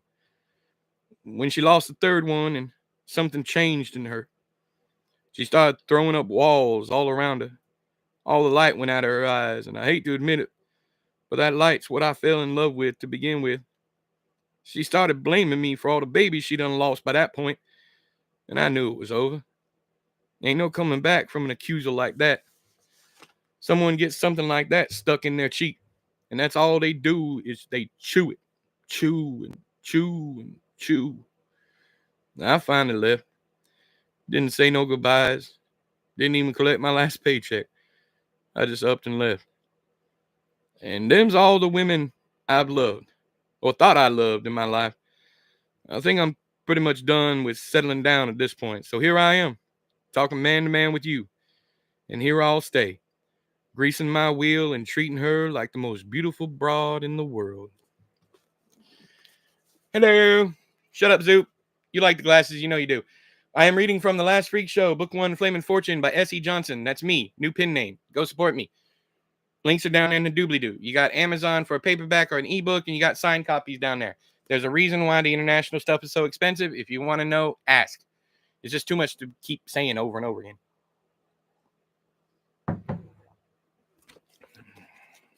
Me and you gonna fight, Zoop. I'm self-conscious enough about these damn glasses, man. I'm getting old. 13. So you know all the bad stuff about old Hank, and you know I ain't proud of any of it. So what's your judgment, you reckon? After a moment of reflection, Cy said, I don't like that you put your hands on Eunice. That's fair. I don't like that none neither. And I know you haven't ever lifted a hand against someone in anger, not as long as I've known you. That's right. I ain't never done it since Eunice. So, I suppose I can only judge what I've seen. And I like what I've seen. Plus, it gives me hope. It does? Hank asked honestly. Yeah, you did all that and corrected course. You ended up all right. Makes me think that anyone can change. Hank nodded. They can, if they want to. There ain't nothing stopping them, aside from their own stupid heads. There's something you said. Something about how Claudia started throwing up walls. Yeah, said Hank with a cocked eyebrow. What did you mean by walls? I mean, I know she didn't build actual walls, but something about what you said, I don't know. It caught my interest. So, what kind of walls did she put up? Hank scratched his chin stubble as he thought about this, then said, The world is full of bad things we gotta protect ourselves from. Claudia threw up them walls because she couldn't bear being vulnerable any longer. Not to me, not to her father, not to anyone. So the walls went up to block out the bad things. They gonna come, Si. There ain't no walls high enough or strong enough to keep out every bad thing in the world. But even if they can't protect us, they give us time to react, time to plan. Sometimes the walls inside our own dadgum heads is better than any real wall ever built. And then other times, they keep out more good than bad. We just got to know when to put up them walls and when to tear them down. Worst thing we can do is hide from all the bad life throws at us. You got to have night ever so often so that you can appreciate the sun when it does come out. I think I understand. You reckon? Said Hank. Yeah, I think I do. Cy got up and dusted the seat of his pants. Thanks for the chat, Hank. You gone? Yeah, I think I'm going to wander a bit before I get stuck into a new book. Sounds good to me. Say, what do you want to know about my love life for anyway? Cy shrugged. Just curious. You never talk about your past unless it's about the war. Figured I'd ask. I didn't cross a line, did I? No, you didn't. But you asking makes me curious, too. How so? Hank smiled. Makes me think you got a dame on your mind. You fancy someone around here? Cy glanced at the cooch tent, where, when he looked back to Hank, Cy noticed Hank, too, was looking over at the new attraction. Or, Hank added, should that be more than one dame? Cy shrugged again. They've piqued my interest. Hank chuckled. I bet your interest ain't all they've piqued. Oh, hush, Cy said, flushing. Ain't nothing wrong with looking, son. No one here has a chance in hell with any of those ladies, and you're too young to be worried about girls anyway. How old are you now, in numbers? Because you look about 35. Cy shook his head and held back a giggle. If you count back to when I was found to now, it's been 11 years since Clay found me under that chair. It'll be 12 next month. 12 years? My God. I ain't never seen a 12-year-old bigger than me. You reckon you'll ever stop growing?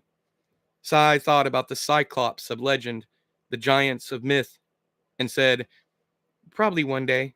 I mean, I can't grow forever, right? You wouldn't think so. But you ain't like nail the kid I've ever met. Not just talking about your size, neither. You're smart as a whip, too. Where I come from, we call youngsters like yourself old souls. I can look in that eye of yours and see enough experience for 5 lifetimes tucked away. Makes a fella want to believe in reincarnation. That's funny, because there's some days I feel like I was born yesterday. Well, that's all of us, son. Don't let nobody tell you different. Rubes ain't the only idiots of the world. We got plenty right here with us. Like Anthony and Curtis, said Cy. It wasn't a question. Like Anthony and Curtis, Hank echoed. God save them both. And every other idiot who ran off because they got bored. I'd rather be bored and alive than busy and gunshot. Same here. Take care, Hank. And thanks again for the chat. You got it, son. Anytime. Come by tomorrow if you want, and I'll show you how to grease this here wheel of mine. I ain't talked to your mom or dad yet. I think you're ready to learn a skill. That sounds great, Cy said excitedly. What time should I be here? I get up around 5, grab a cup of joe at the mess car, but I'm usually here by sunup. You drink coffee? Cy shook his head. Not ever. Then, if you can get your tail up by 5:10, meet me over at the mess line and I'll buy you a cup. They make you buy your own coffee? These days, Cy, they'd make you buy air if they could find a way to bottle it. See you in the morning. See ya. If you're just now joining us, I'm reading from The Last Freak Show, Book 1, Flamin' Fortune by S.E. Johnson. That's me, new pen name. Links are down in the doobly-doo if you want to get one for yourself. Ooh. 14. On Friday, May 14, 1943, J. Edgar Hoover ordered raids all over the United States, including but not limited to Baltimore, Birmingham, Chicago, Detroit, Los Angeles, Miami, New Orleans, New York City, Seattle, St. Louis, and Washington, D.C. By the following day, May 15th, 638 men had been arrested for failure to appear for military assignment per order of the National Draft. They came in the dark of night while everyone was sleeping.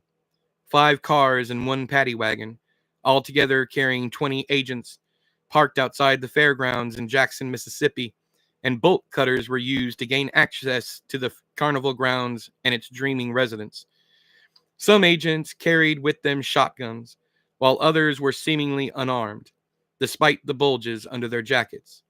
Special Agent in Charge Douglas Holland, a Mississippi native born and raised, led the charge, instructing his men to toss every bunk in the train and search all vehicles on the premise. Chaos ensued.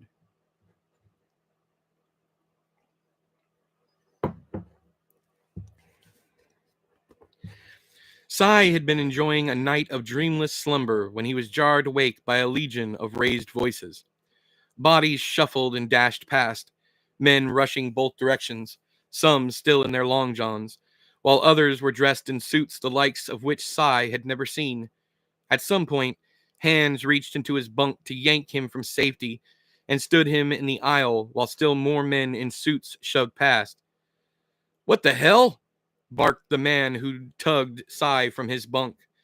The guy's breath stunk of cigarettes and coffee, and his tongue was stained a sickly yellow.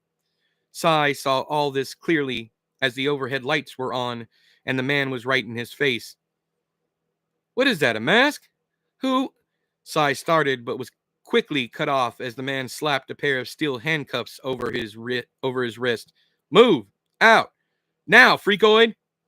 Sai, not knowing what else to do, allowed himself to be led out onto the platform and down the steps into the grass. He was shoved back first against the wall of the sleeper car from which he'd been extracted, into a line of men in varying degrees of dress and wakefulness. Sai leaned out and scanned the crowd, noting nothing but familiar faces, faces of family and friends bent into affects of confusion and fear. Farther down, Johnny Sandoval was pulled kicking and screaming from his engine compartment and added to the ever-growing line of detainees. Sai could hear the conductor cussing a blue streak and threatening copulation with every one of the goons' mothers if they didn't get their damn hands off him. "This is the one." Sai turned to face who had spoken and saw the man with the stained tongue pointing at him from a few yards away.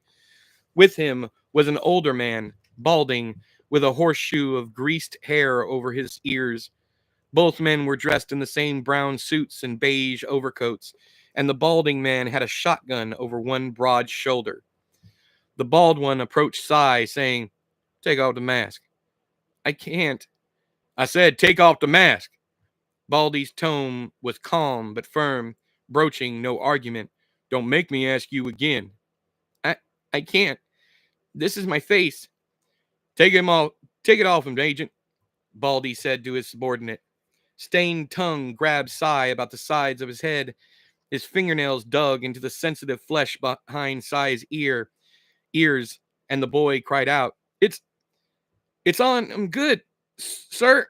Stained tongue grunted as he pinched and peeled. Sai could feel warm blood gliding down his neck. Stained tongue snatched his hands away, gawking in horror at the crimson darkening his nails. "He must have glued it on," said Stained tongue. Baldy pulled the shotgun from his shoulder, racked the slide, and aimed at Sai's chest. "Take the mask off." "He can't, goddammit!" Hank's voice from somewhere out of sight. "It ain't a mask, you bunch of idiots." "Who said that?" called Baldy. "This one, sir," said another besuited man as he yanked Hank over by the chain of his cuffs.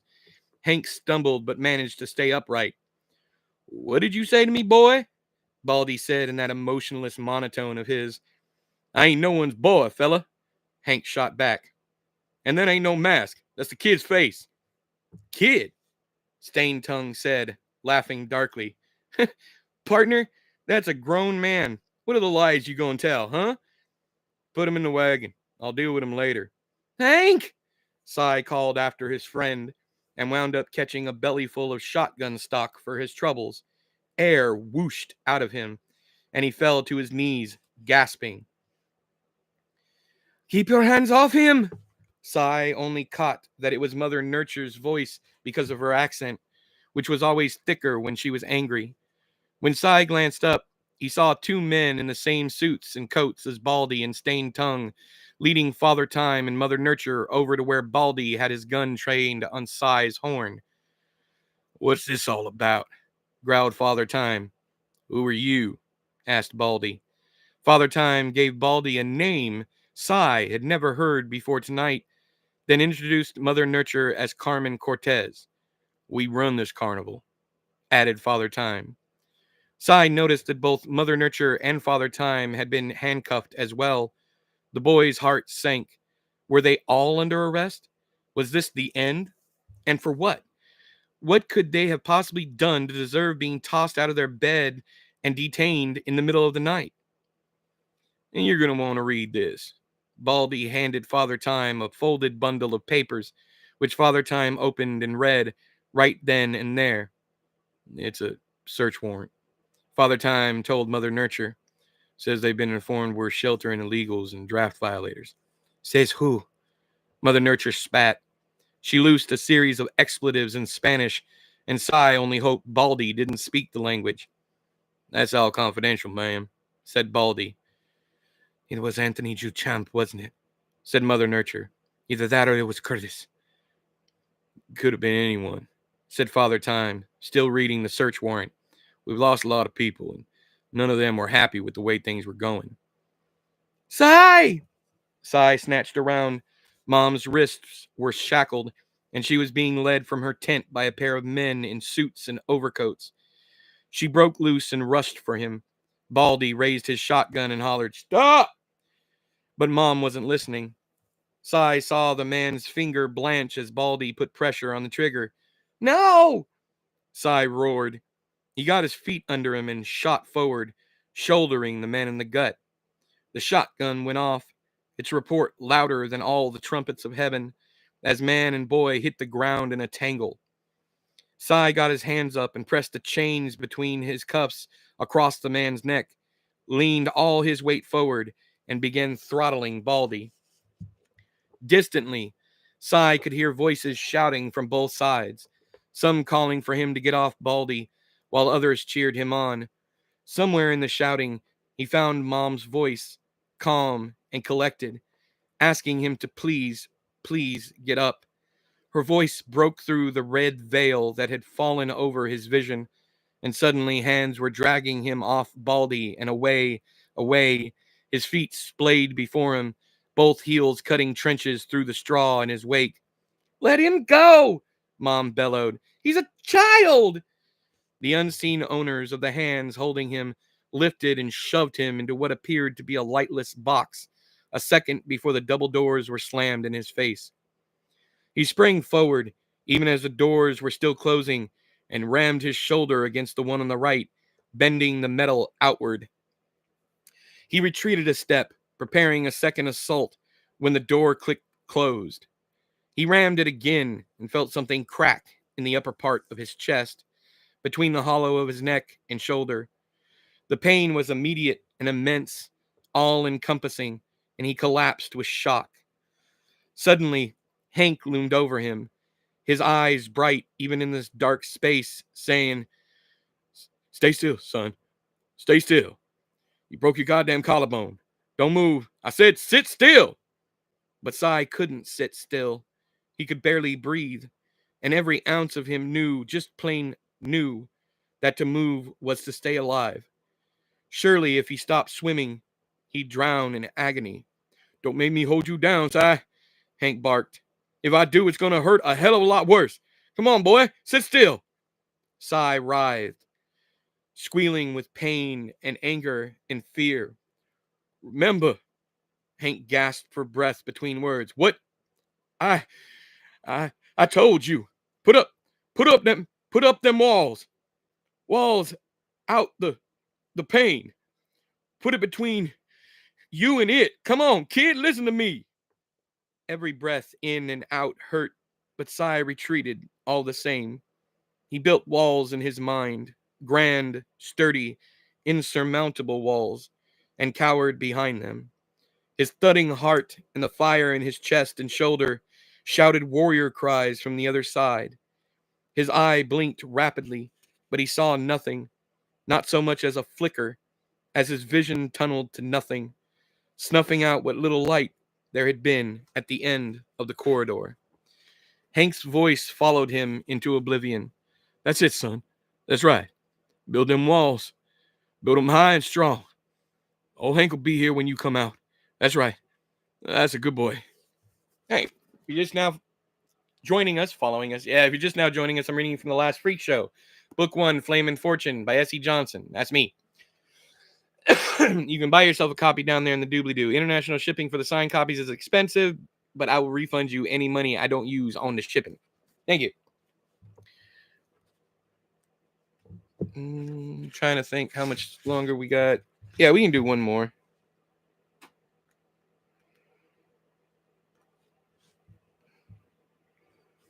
Ooh, yeah, we don't want to start. Yeah, I'm going to read this next subchapter and then I'm going to stop because the next one I want to read all the way through to the end of the chapter. So we're going to do one more subchapter and then we're going to call it a night. 15. Sai woke up in a cage. He groggily sat up, rubbing at the tender, swollen flesh, which throbbed his broken collarbone. Sai woke up in a cage. He groggily sat up, rubbing at the tender, swollen flesh under which throbbed his broken collarbone, like an angry and rotten tooth with far too many nerves still attached and active. He surveyed his surroundings with a squinted eye, the single overhead light painfully bright, buzzing, and found he was not alone here. 4 tent men sat against the wall of bars to his right, and another 3 on the opposite wall from those 4. Hank stood at the bars, fingers wrapped around iron. He was shaking his head almost imperceptibly. Across the way, a toothless old man smiled at him from a different cell. Next to the old man was a portly fellow seemingly made up of nothing but stomach. The fat man nudged his elderly cellmate and said, "Look, the freak's up.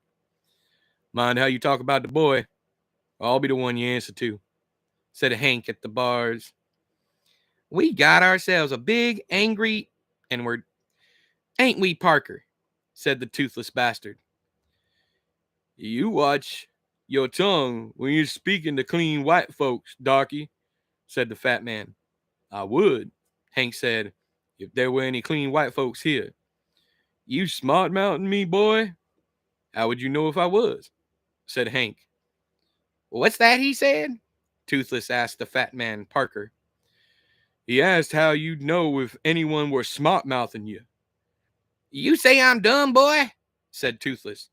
"I'm saying, if you flat them rotten gums at the boy again, I'm gonna knock your friend's teeth into your head."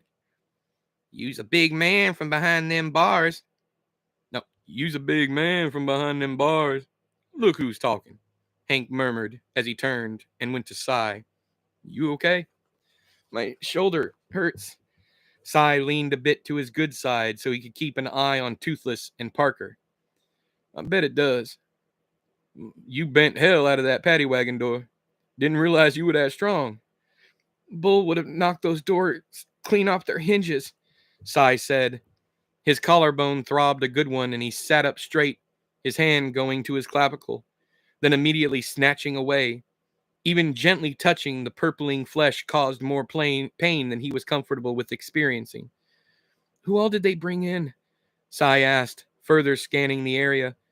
The jailhouse walls were brick, with 4 10-by-10 cells, one in each corner of the room, each one with benches filled with people he either knew well or at the very least recognized from the carnival. None of the cells touched the walls, though, probably to keep inmates from digging out bricks and escaping. The cell area was dark, aside from a single bulb descending from a cord in the middle of the room. Everything smelled of sweaty socks and something else Cy couldn't put a finger on because he'd never before smelled black mold.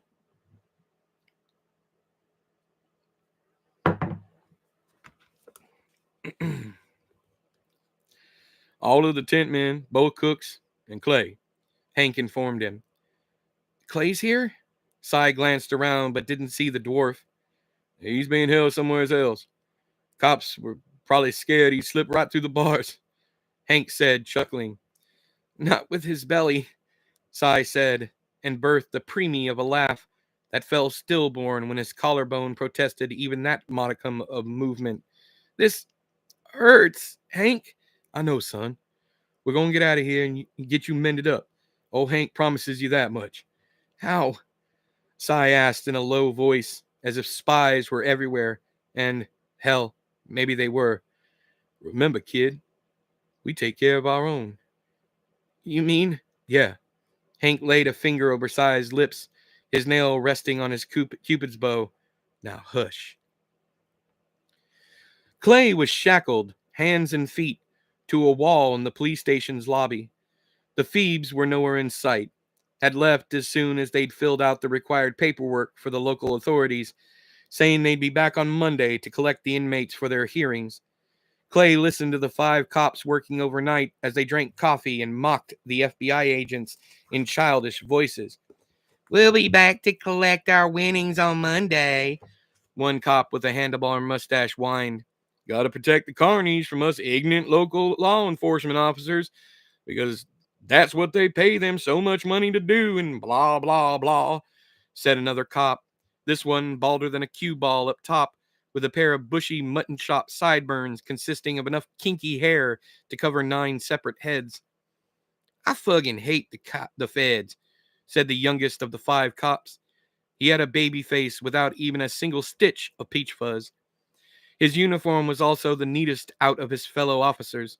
Freshly shined shoes, razor-sharp creases, so much starch that every piece of clothing moved together as if made out of canvas.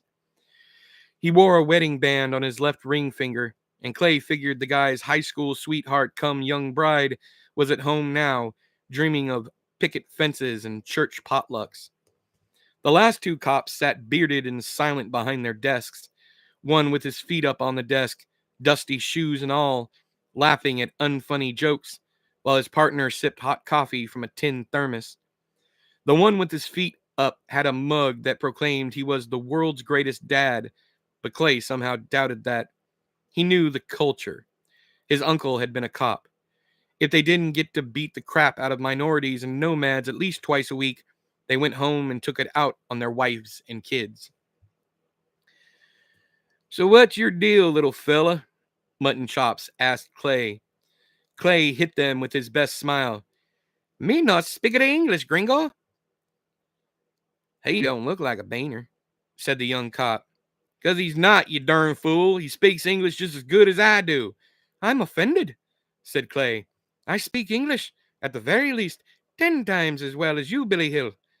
One of the bearded twins laughed until Mutton Chop stabbed him with an auger-like stare, and he shut up. "You got a big mouth for a midget," said Mutton Chops. "Come on over here, and I'll show you that ain't the only thing big about me, sweetheart." "A sissy midget," Mutton Chop said, laughing. "Don't that beat all?" Clay's grin lengthened. "No, I only want to beat your backward ass." "You threatening an officer of the law, little man?" "No, sir, boss. I am simply telling some inbred good old boy how it's going to be." Mutton Chops hopped to his feet, one hand going to the butt of his gun, saying, "Watch how you run that miniature mouth of yours, Pete Squeak." Yeah, sit your ass down," Clay said, still smiling. "Kirkland," said Handlebar Mustache, "sit down. Put everything he says in your report." The front doors squealed open, and in walked Father Time with Blaze at his hip. Clay had never been so happy to see 2 people. Maybe they'd get out of this after all. "Help you?" asked Handlebar Mustache, who Clay figured supervised this gaggle of goofy geese. "Hello. I'm..." Father Time introduced himself with a name Clay hadn't heard before. The name was so plain and, to be completely honest, boring, that Clay wondered why Father Time hadn't mentioned it before. But Clay was also aware of how even simple names came preloaded with dynamite, and seeing how uncomfortable Father Time had been when he'd said the name hit Clay like a shockwave from ground zero. "I'm here to bail out my employees." "Sorry, mister, but there won't be any bailing anyone out. They're being held by the federal government. It's my circus, but they ain't my monkeys." Father Time removed a bundle of cash from his pants pocket and play-acted counting it. "Surely something can be arranged." "A bribery charge can be arranged, certainly," said Handlebar Mustache with a single nod. "So you might want to put that back in your pocket. If my facilities weren't already overburdened, I wouldn't hesitate to add you to the lineup." Blaze caught Clay's attention with her eyes. She nodded, and Clay replied in kind. They were up to something, but what that something might be was anybody's guess. Father Time stuffed the money back into his pocket. "Good to know. Thank you. Any idea where they're taking my men from here?" "They'll be arranged on Monday morning. Where they go after that is none of my concern, but they won't be staying here." "If I were you," Handlebar Mustache said as he once more took his seat, "I'd cut my losses and move along. The government don't take kindly to draft violations, and neither do I. My boys over there fighting, so I don't cotton to cowards who dodge their patriotic duties and expect to go on enjoying the freedom my boys fighting for." "I understand," Father Time said solemnly. "I guess we'll be on our way then. Clay?" "Yes, boss." Father Time tipped a non-existent cup. It was nice knowing you, partner. You too, boss. You gave me some good years. Try not to kill anyone this time. Clay smiled knowingly. Can't make any promises. Wait, said Handlebar Mustache as he once more got to his feet. He did what now? Nothing, said Father Time. It's no concern of your. The front doors crashed open, and someone Clay found vaguely familiar in body shape and facial structure came running in, hollering, Fire! Someone's car's on fire in the parking lot! What the? Mutton Chops sprung to his feet. The young cop was the first one outside, then Mutton Chops and Handlebar Mustache. The bearded duo were the last ones out because both had fallen out of their chairs when the man had first run in screaming, although Clay hadn't seen them go down. One got to his feet, then helped his partner untangle himself from his toppled chair. Both were out of the door a moment later. It wasn't until all the cops were outside that Clay registered the familiar man's voice. Paper? Goddamn, is that you? Yeah, Peter Stout said, grinning. Had Quill cover me in that pancake makeup she uses. Not bad, huh? Seems tarot and tattoos aren't all my sister's good for. What happened to your goddamn eyebrows? Said Clay. Well, she was in a hurry. Did a damn good job, though, if you don't look too close. That's the creepiest thing I've ever seen, said Clay, averting his eyes. Don't look at me straight on. Goddamn. Father Time cut in. Where is everyone, Clay? I don't know. They locked me up here because they was worried I'd be able to fit between the bars. With that gut? Said Peter. That's what I said. Anyway, I never did see the cells. Back of the place, I'd imagine. To Blaze, Clay said, You didn't set a cop car on fire, did you? Blaze smiled shyly and mashed taters with one foot. You're beautiful. You know that? I love you so much. Clay raised his chains before him. But these gonna be a problem, unless you can find a key in one of them drawers. Oh, ye of little faith, said Peter. He approached Clay with an object in his hand. Clay focused on the tool so that he wouldn't have to look at Peter's spooky, eyebrowless face. What kind of geek doesn't know how to pick a lock? Not a self-respecting one, that's for sure. Get on with it, said Clay, offering up his feet. They're bound to be back any... Get your hands up, barked Mutton Chops from the open front doors. Clay leaned around Peter to find the man with the goofy facial hair pointing a large pistol at Peter's back. You think we're stupid enough to trust a bunch of dirty carnies? Your heads must be emptier than they appear from the outside. Clay sat back and looked up at Peter. Well, ain't this a pickle?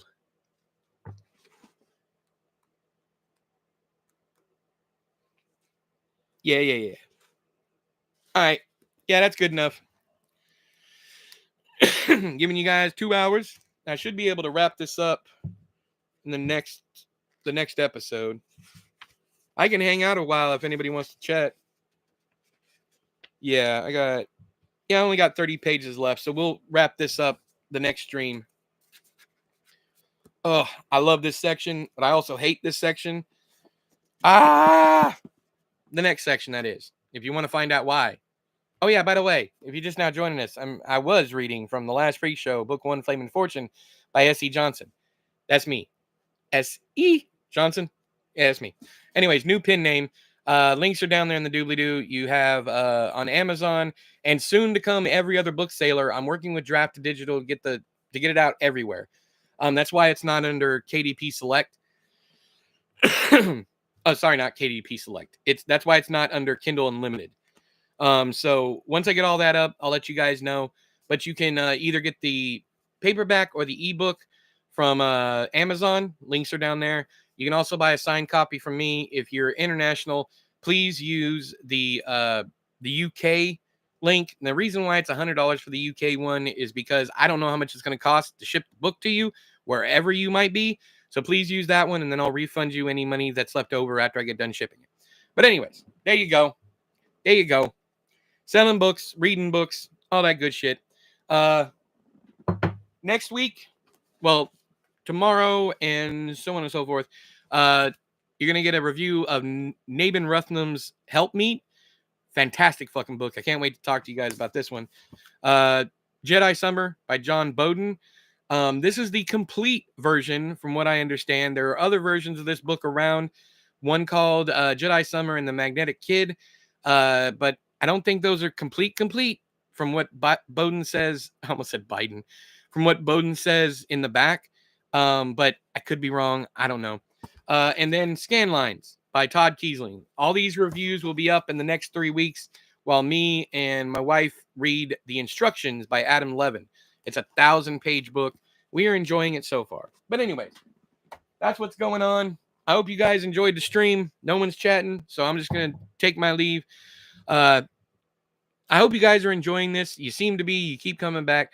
So we're going to keep going. We're almost halfway through. Yeah, we're almost halfway through. So we'll get that done, and then I will start reading from other books of mine that don't have audiobooks in between reviews, just to give you guys some content. Like I can't do Bay's End or The Sound of Broken Ribs. Anything that already has an audiobook I can't do, but I can do something like let's see here. Everything is Horrible Now. All Things. No, not All Things. No Home for Boys. South of Here. I would love to read South of Here for you guys. Anyways, yeah. Selling books, reading books, and fighting around the world. You got that right, brother. We're gonna figure this thing out. We will survive. Yeah. We're gonna figure this thing out. Give y'all some free entertainment over the next couple years. But yeah. So definitely go buy these books though. The reviews are coming, but definitely go buy these books. You got Help Meet, Jedi Summer, and Scanlines. They're all good. I did have issues with one of them, but we'll wait until the all that stuff's done. Anyways, all right, guys. So I'm gonna go.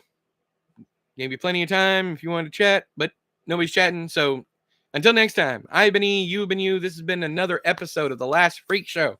We are in Chapter 3, The Walls of Tiryns, by me, Edward Lorn, E, S.E. Johnson, Ward Nerdlow, Drew Rowland, any of the names you want to associate with me. And there's a lot that you don't know. But anyways, until next time, I have been E, you've been you. This has been another episode of The Last Freak Show. I'll talk to you guys later. Bye-bye.